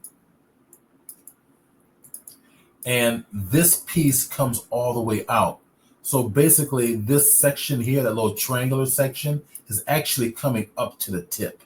It comes down to meet the top portion of this vertical edge right about this. All we're going to do here is go back into edit mode, grab that face right there. All right, so it's in normal mode. Go to the front face editing, just pull it on out, and there it is right there.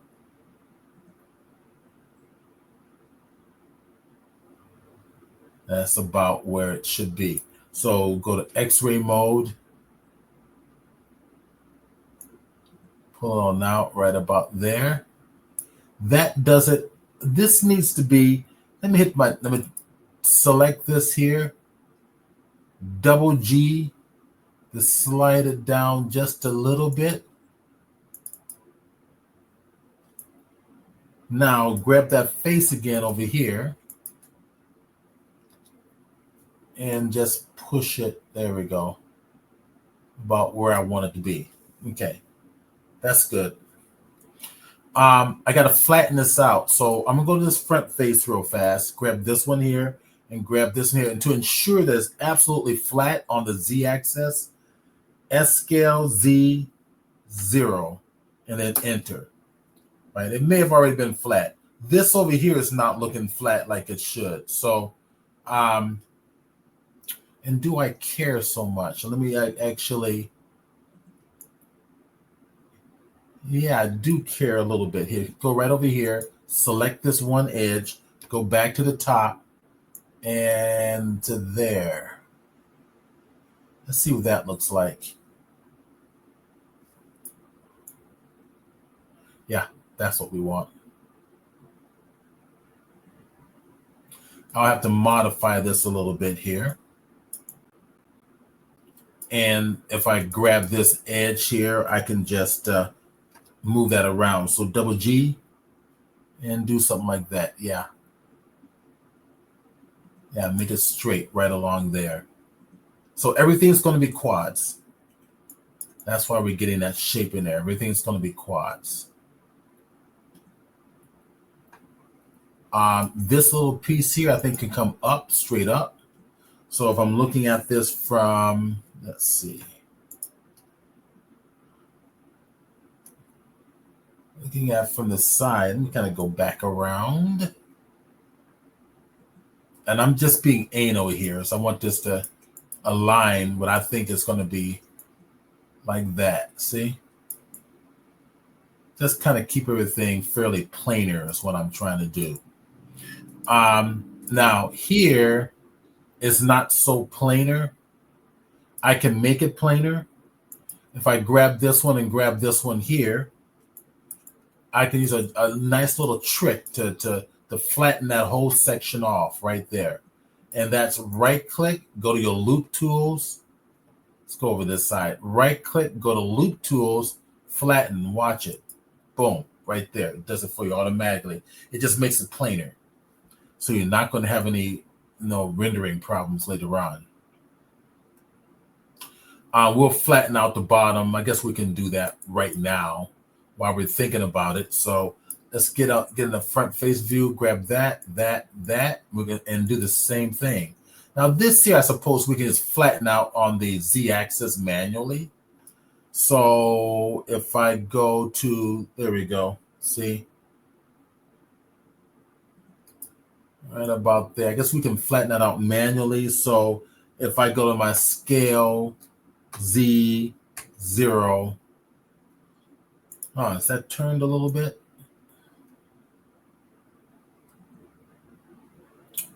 Let's also try the right click loop tools, flatten. Seems to be okay. All right, we'll do that. Okay, we'll do that. All right, now we're making progress. So let's go back to the front face view, go back to X-ray view, and let's start modeling the rest of this. So grab the bottom right there, grab that face, and I want to extrude this out twice. And I'll show you why. I want to create that nice little curve in here. So E key, extrude it out once. Because we want it to end up right about there. So we'll extrude it out once right about here. All right. And if I want to, go to my edge editing mode, grab that edge, pull it on up like this, see? And then let's go grab this face again.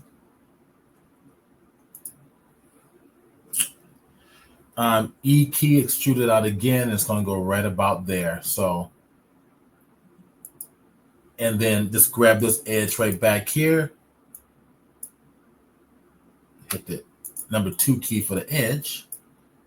And just push it on up like this. So you kind of honor this shape in here. I may want to grab this here and kind of push it on up like that. All right, this shape down over here. Pull it on out. Just start kind of matching the circle. So I'm going to push this back. You'll see why in a moment. Double G and push it back. I'm going to go grab this little corner. So what's happening is I'm grabbing these little corners right about there, just in case you're not able to see what's happening here. Double G. Oops, it didn't want to go that way. All right, fine. Let's escape key, and we'll just kind of push it back manually. So this is going to be the supporting edge. See, I brought this one out too much. So double G. This is going to be the supporting edge, and I'll show you what I mean. Basically, I mean selecting the face, extruding it out again, right? Okay, go back to this view, and this is going to create the hole in the middle. So E key, extrude, like that. There we go. I think we're done. With the exception that this has got to be flat here, right along here. I might be able to get away with just grabbing this edge right along here. And let's see, I've got the right thing selected. I want that edge right about there. There we go. Getting close.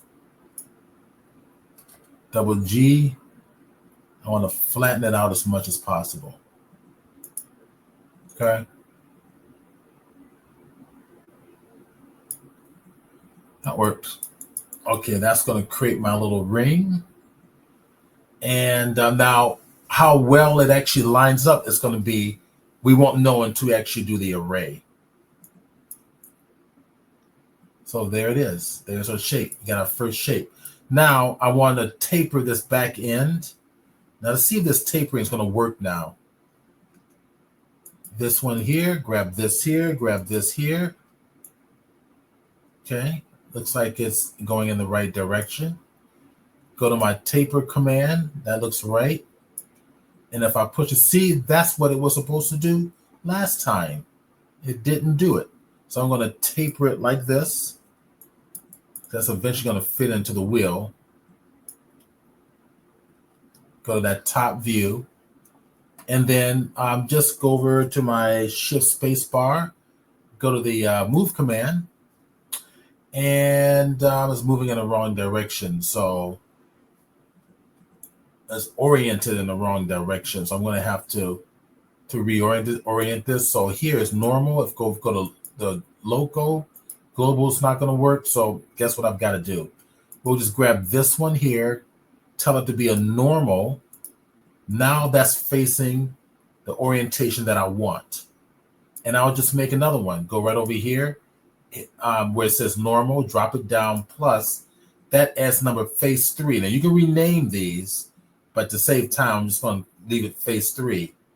So that now when I come back over and select these faces here, see it matches that orientation. So that's the beauty of Blender, is that you have so much flexibility. And there we go, right about there. That's what we want. Okay.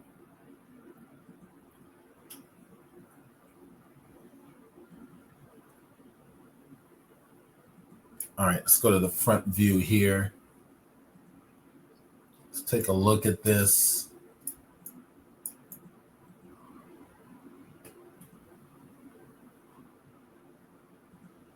You know, it may be I'm going to have to bring that center edge out a little bit more. So hit the number 2 key, grab that center edge.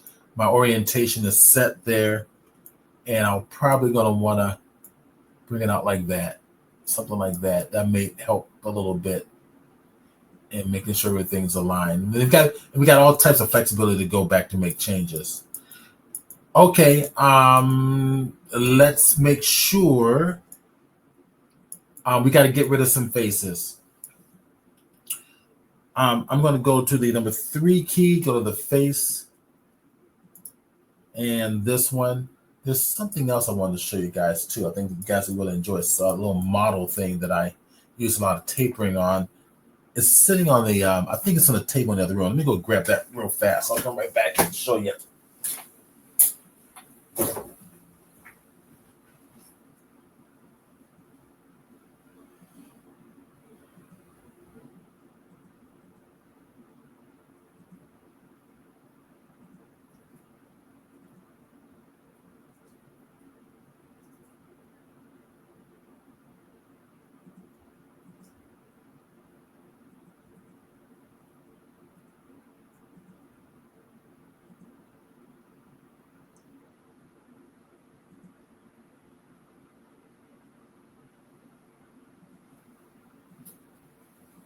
All right, so I think I already shipped it off to the client. I thought I had it still there. Darn it.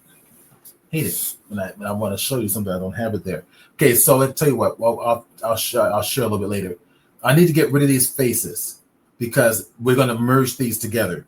So X key, get rid of that face. Let's go ahead and see what we're doing. We're going to do the same thing to this face. That's geometry we don't need to have. Grab it. X key, delete the faces. So all I need to do is make sure that these are aligned properly. Now, I forgot a face. I've got that one right there. X key, delete the face. Now, the goal here is to make sure that this is one continuous loop for that shape. And I have to make sure that this is actually aligned properly. So go to the 1 key, and it's not. We can see that right here. And hit the S key, the Z axis. Oh, wrong orientation. See what's happening? Wrong orientation. So we need to go to, I believe it was normals right there, right? If I go to local may be better. Let me see global. We want global. We want to align it to the global axis, x-axis. Okay, so there we go. So now Z key, not Z key, I meant S key for scale, then Z key, then 0, flattens it out perfectly. Okay, now make sure my 3D cursor is at that orientation. So shift S, cursor to selected. Okay, and just to test this out, let's get out of here, go to object mode. Okay. And right click, set origin to 3D cursor. So if I turn on my mirror command, there it is. It perfectly lines up. Okay. So there it is. So it's looking pretty good. So what we need to do is align this a little better so that these outer edges are going to connect well. And that's going to require a little bit of finessing to get it right. But I don't have much finessing to do because it's just that one little edge, right? It's just that one little edge. So let's go ahead and start arraying this. Now, I want to share something else real quick before we go any further. Let me go back into the edit mode. And you're going to see that I designed it so that I can modify this edge to reflect that little bit of a rounded shape. Now we're going to apply sub Ds to this later on. So, but still putting something in there to reflect the shape helps. That's the same thing I did down in here. So if I grab this edge here and I'm going to double G it to put it, where I want it here. Okay, I can grab this edge, double G it, and you see This may not work perfectly, but it gives me some flexibility. It might be better for me just to push that on up here like that. And the same thing. Grab that there. Like that. See? That was why I did that. So now let's go ahead and array this little guy. We're going to do that from object view because we're going to add a modifier. So there's mirror. Mirror is set. Good to go. Now we need to array this. And I need to put in an empty. Now I've already, well, I'll tell you what. Let's figure out where that empty needs to be.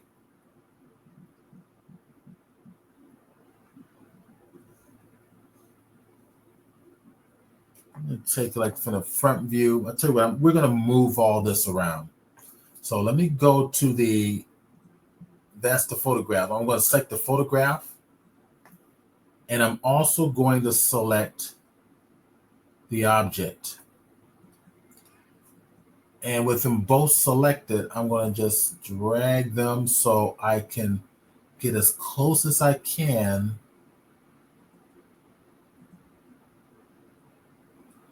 to the center. So we're getting close here.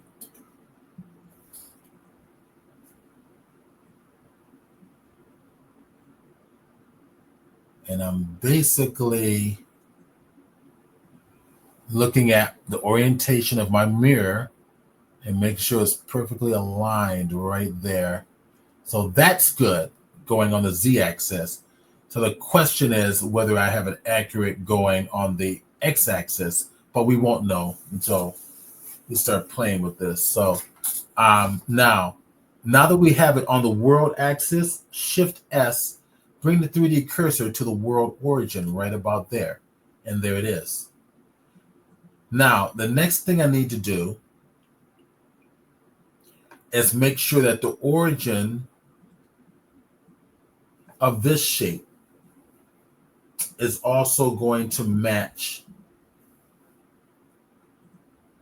this 3D cursor.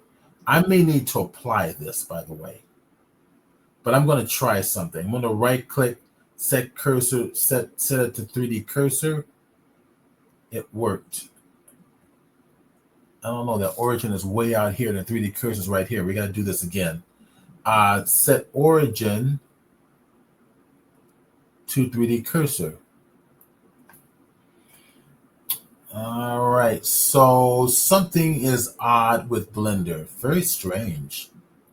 So when I tell it, when I right click on here and I say set the origin to 3D cursor, the 3D cursor is right there, dead center in the world center origin. That's where that orientation needs to be, not out here to the side of it. So something is really off with Blender today. So I'm going to set the origin to 3D cursor again. All right, let's do the set origin to geometry. Set origin to geometry, right? It's going to change it. Okay, I understand what's going on now. Let me go back and undo this. I'm going to undo it, set it back to where it was.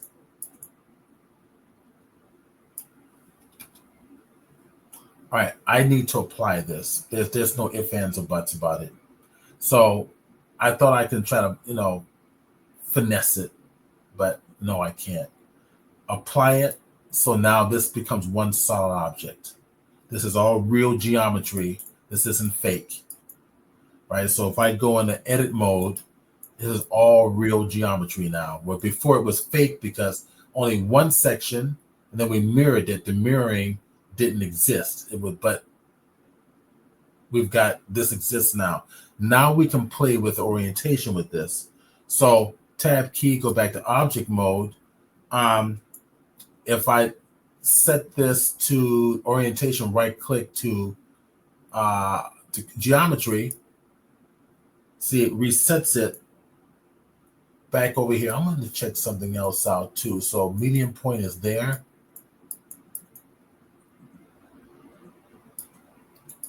All right, select the object by itself.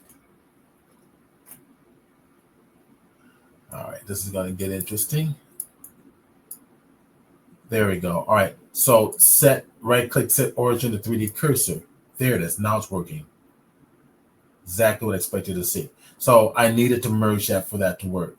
Now we need to do the array. So add an array, generate, go to an array. We want a total of 5 because if we count these V's, there's 5. 1, 2, 3, 4, 5.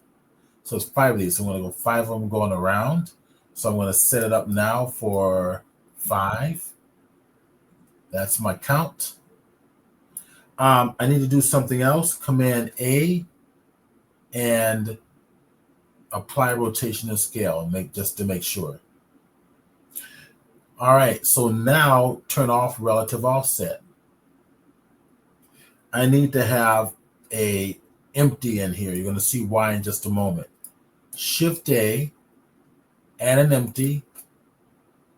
We'll add arrows. You can see that nice orange, symbol. That's our empty. Let's rename the empty. Let's call it empty array.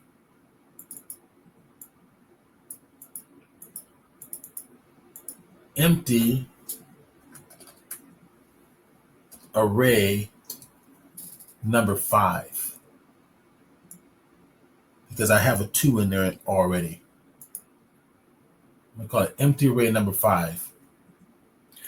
All right, select the object. We're going to make the array happen around the empty number 5, empty array number 5. So there's the array.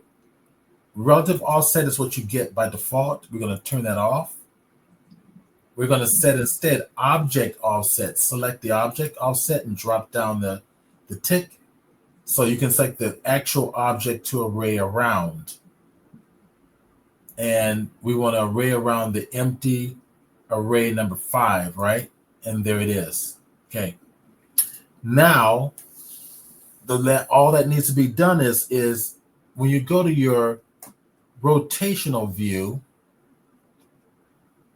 for your empty, all you have to do is move the empty and there's your objects, right?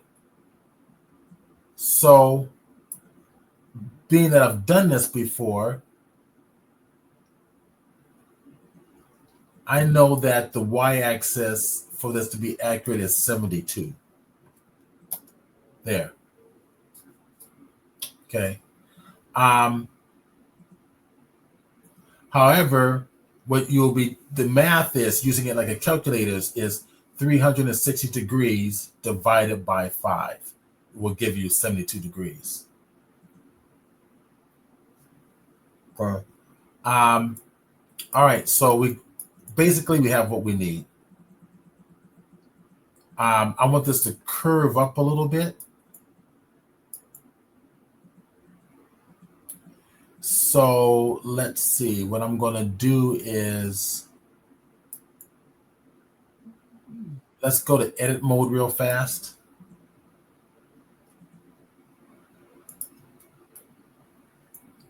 I'm going to go to this section with our real geometry. If I hit the A key, that's it there.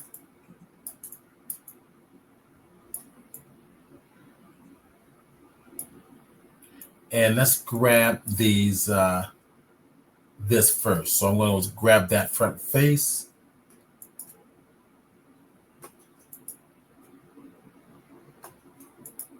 There we go. Shift select that front face. And I'm going to do the same for this one here. And we're just going to move it straight up just slightly. Just slightly. Command R. And then roll it once. Double click it. I'm going to do the same thing to this one. Command R. Roll it once. Double click it. There.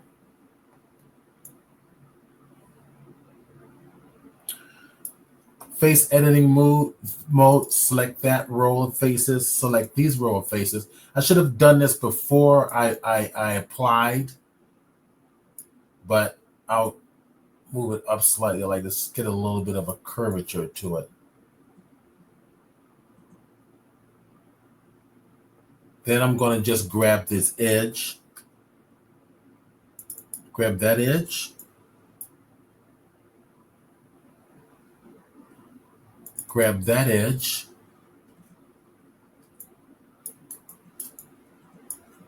and move it up. So once again, this should have been done before I applied the mirroring. So all I needed to do is on one.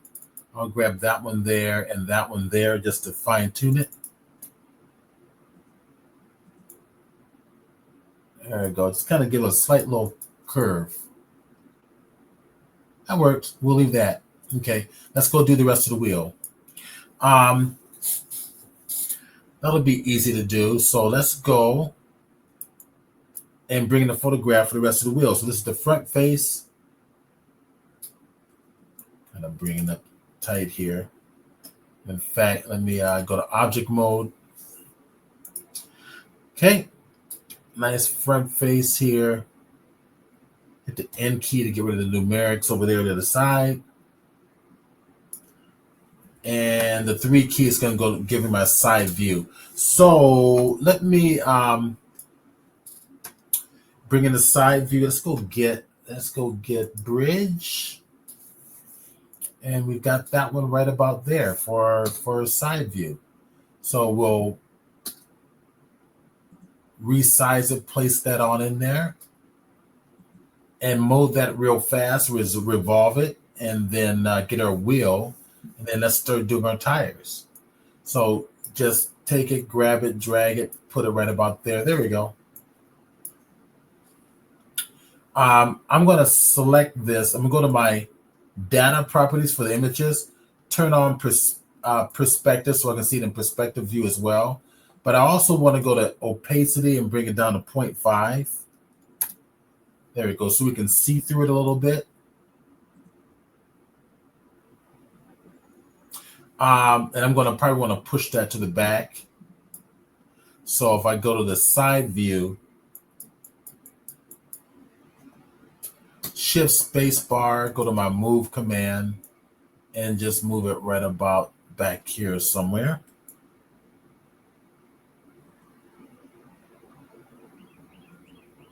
All right, 3D cursor is where I want it to be. And from here, I want a plane.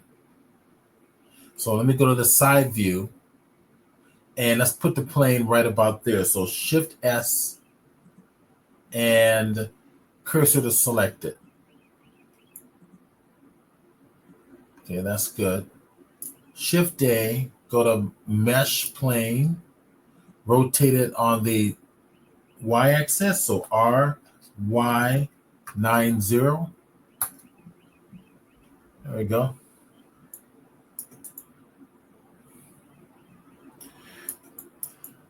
And again, we don't want to spend time as money. So let's bring this forward. Just kind of like guessing it. It's pretty close to what we want. So if I go back to here, I need to resize the photograph. Click on the photograph itself. And let me get it centered to my object approximately right about there. S key and scale it down to kind of match where that might be for the hub. So that looks, I better go to my reference because I'm forgetting. So we can go to our reference and we're going to see. Yeah, that pretty much comes out to the very edge, doesn't it? Actually, it comes to the inside. It's a little bit of like maybe a 1/4 of an inch lip, a little bit. So I'm going to just minimize that here. So if I look at this, hit the S key for scale, so it's going to come out a little bit right about there. That's about right. Like right about there. Okay, I'm going to move this back a little bit so I can see the photograph more effectively. Then I can go and start playing with this here. So I'm going to put it in the bottom. I'm going to start in the bottom here. So S key, Y axis, kind of place it right about there. And I'm going to kind of set it down here. So I'm going to mirror this. And we'll do one side. So if I'm going to mirror it, I want to go right along this axis, right about there.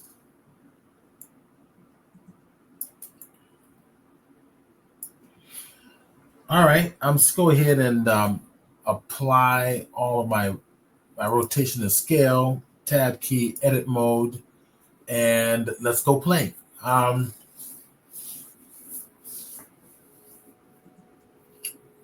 Let's see, I'm thinking of bringing that on up, right about there. Okay. Go grab this bottom one, bring it on up right about there. Say it'll be approximately like this thick. Okay. We're keeping everything in quad, so Command R. We got a section here. Command R again. One there. Command R again. Let's see, maybe one there. Command R again. One there. And I think just one more is all I need. Because I'm going to grab this piece here and bring it on in.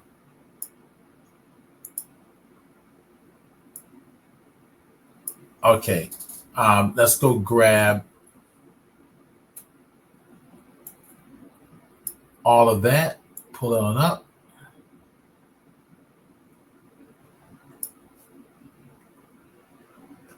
Grab that edge.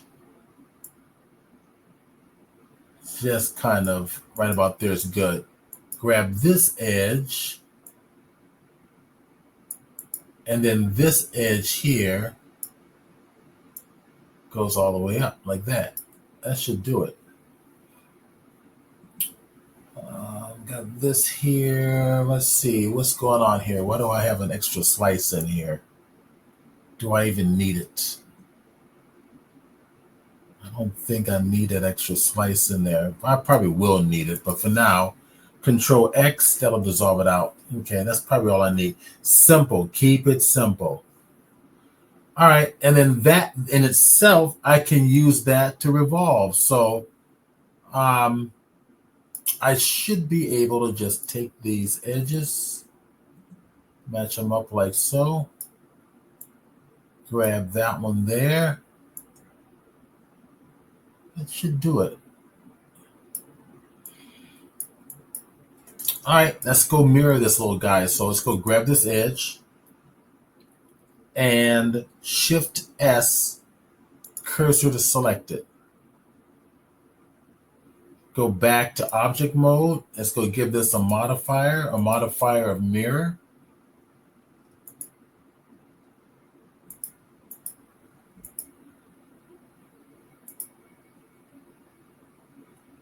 Oh, what did we forget to do? Right click, set origin to 3D cursor there. There it is. Okay. All right, now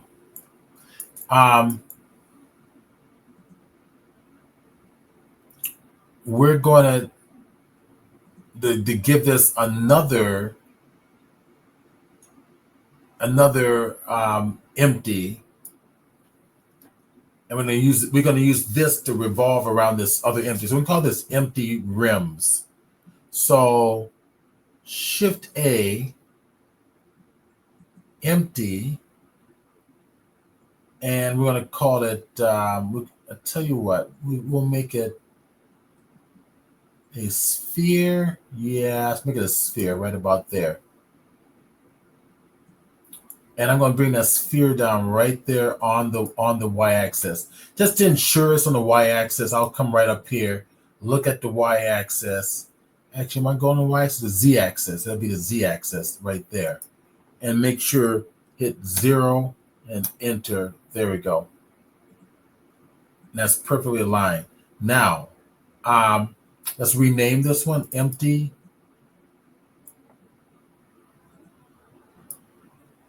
We call it empty array. And I guess what do we want to call this one? Call that one empty array hub.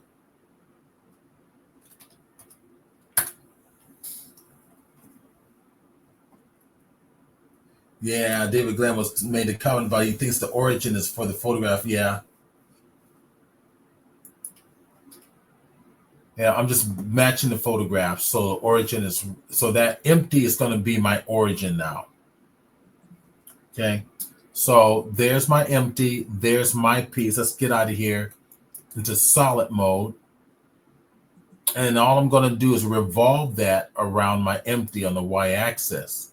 So we use the screw command for that. We use a modifier. So select this object. I'm going to hit the command A, rotation and scale, apply it. And then mirror is there. I'm going to go cascade it up, come back over to here, generate, screw. Now it's screwing on the wrong axis. But it's also screwing around its own axis. I wanted to screw around the array. What do we call this one? We call it the array hub. So I'll come over to the axis object, empty array hub right there. Select it. So not on the z-axis, go to the y-axis. That's what we want.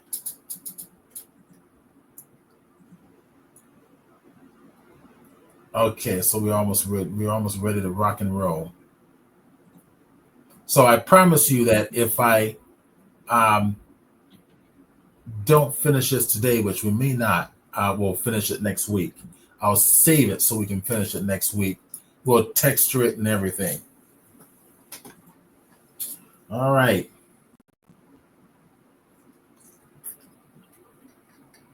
It was smoothie time. Now, take a look at it. I'll come down here to my iterations. Let's see what happens. Let's see, that's the screw. And I can, let me undo that. Side viewports. Let's see here. Got 16 and 16. I'm going to play with this. There we go. So 16 was the default. I want to kind of add more resolution. And that's the steps in the viewport. And for render, we want to match the same things. I got a 111 in here. And when we render it, we're going to want the same thing. So 111. Just to make sure the two are matching. Okay, I think we're good to go. So what I'm going to need to do is that this empty has to be parented to our object. Select the empty, select the object, Control P, keep offset. So if we select the object, nothing changes. So I can kind of pull it around.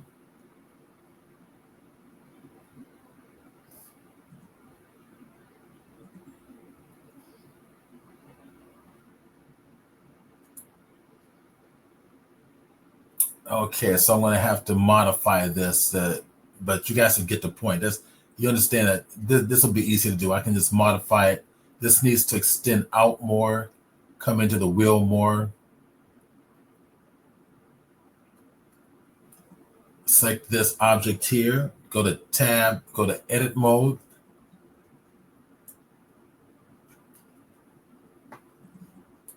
That's the area we want to pay attention to. And I think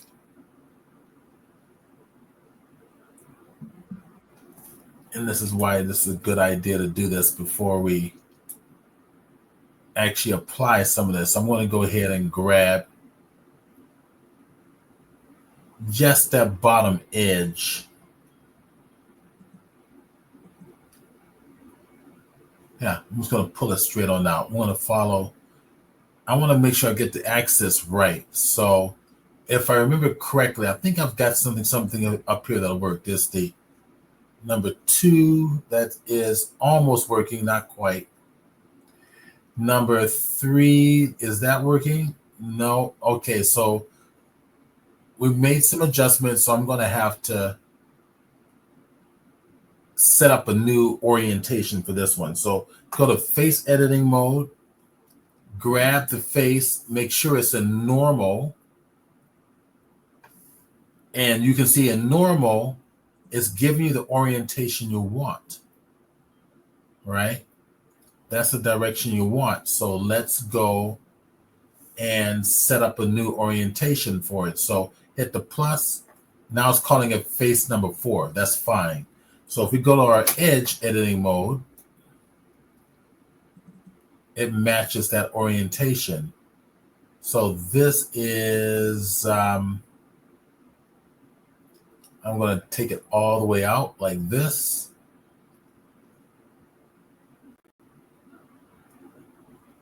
And bring it down. Like so. Push it out a little more.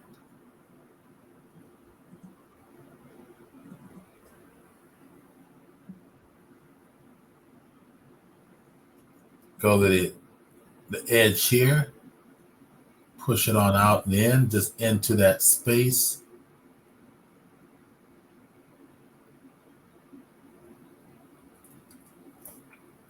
Grab this top edge, get out of that view, and just push it on down.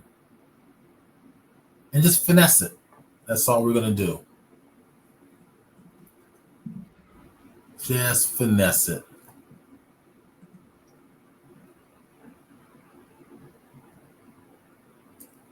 And I'm going to do the same thing to the other side. But of course, I'm going to need to set up my new face orientation as well.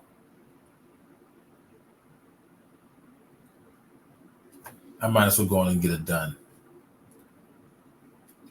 So X-ray mode, go grab this. So orientation's off. Let me see if one of these other ones might work for it. So now no 4 isn't going to work. 3, 2, nope. I got to set a new orientation. Grab that face, and this one will hit the plus symbol. That one's going to be called number 5, huh? Okay. Number 5. Edge. Pull it on out.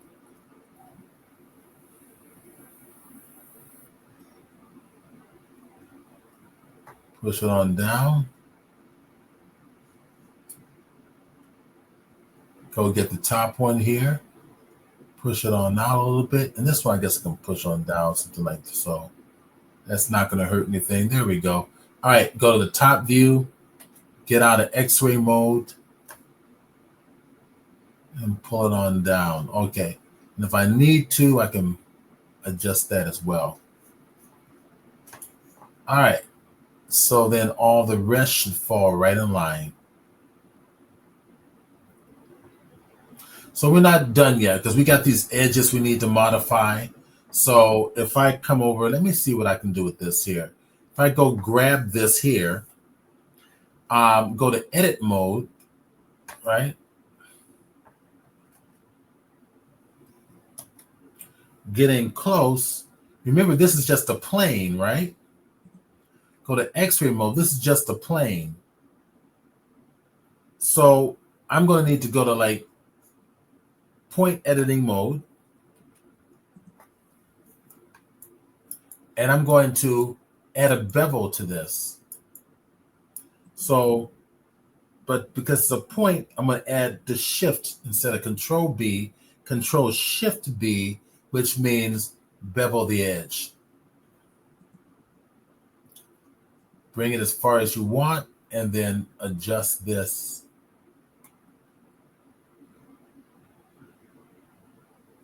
That works. So that's how you start to curve off all those interior areas in there. Same thing here. Grab that one point, Control Shift B. It'll remember my last one. So I'm going to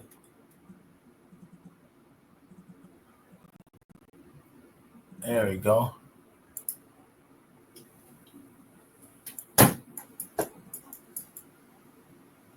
See? Quick and easy. So one more. Grab that one point, Control Shift B. It remembers the last settings.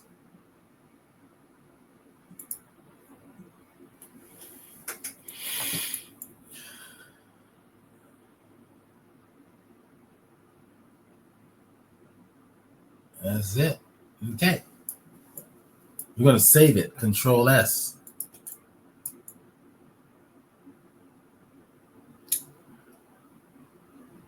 All right. So we got one side. Of course, I'm going to have to mirror this piece to the other side, but that is the least of our worries.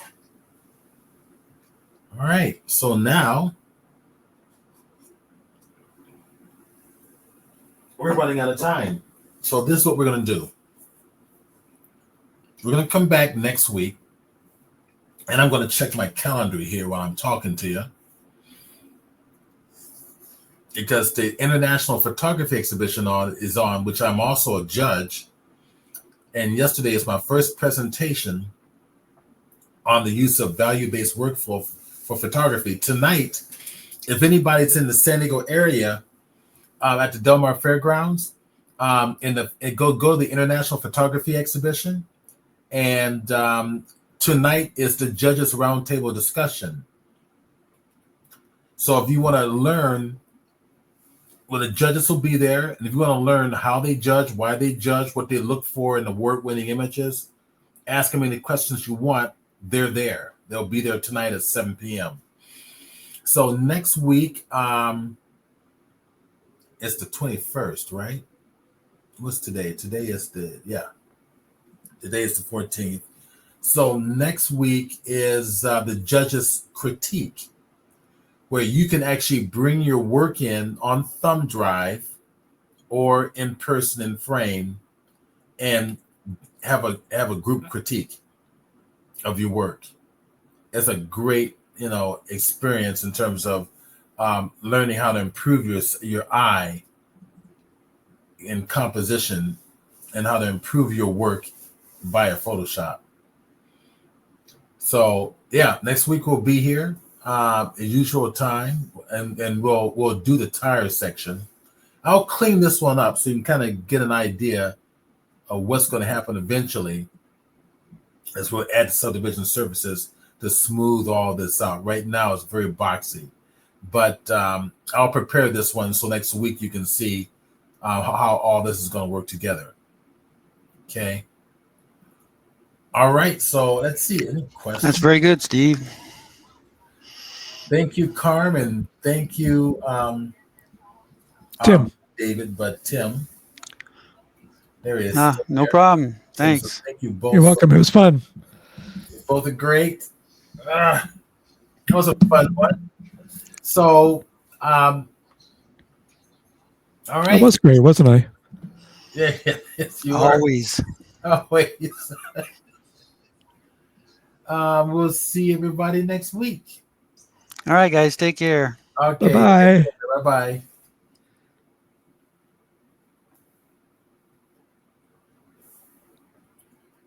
Ending the session.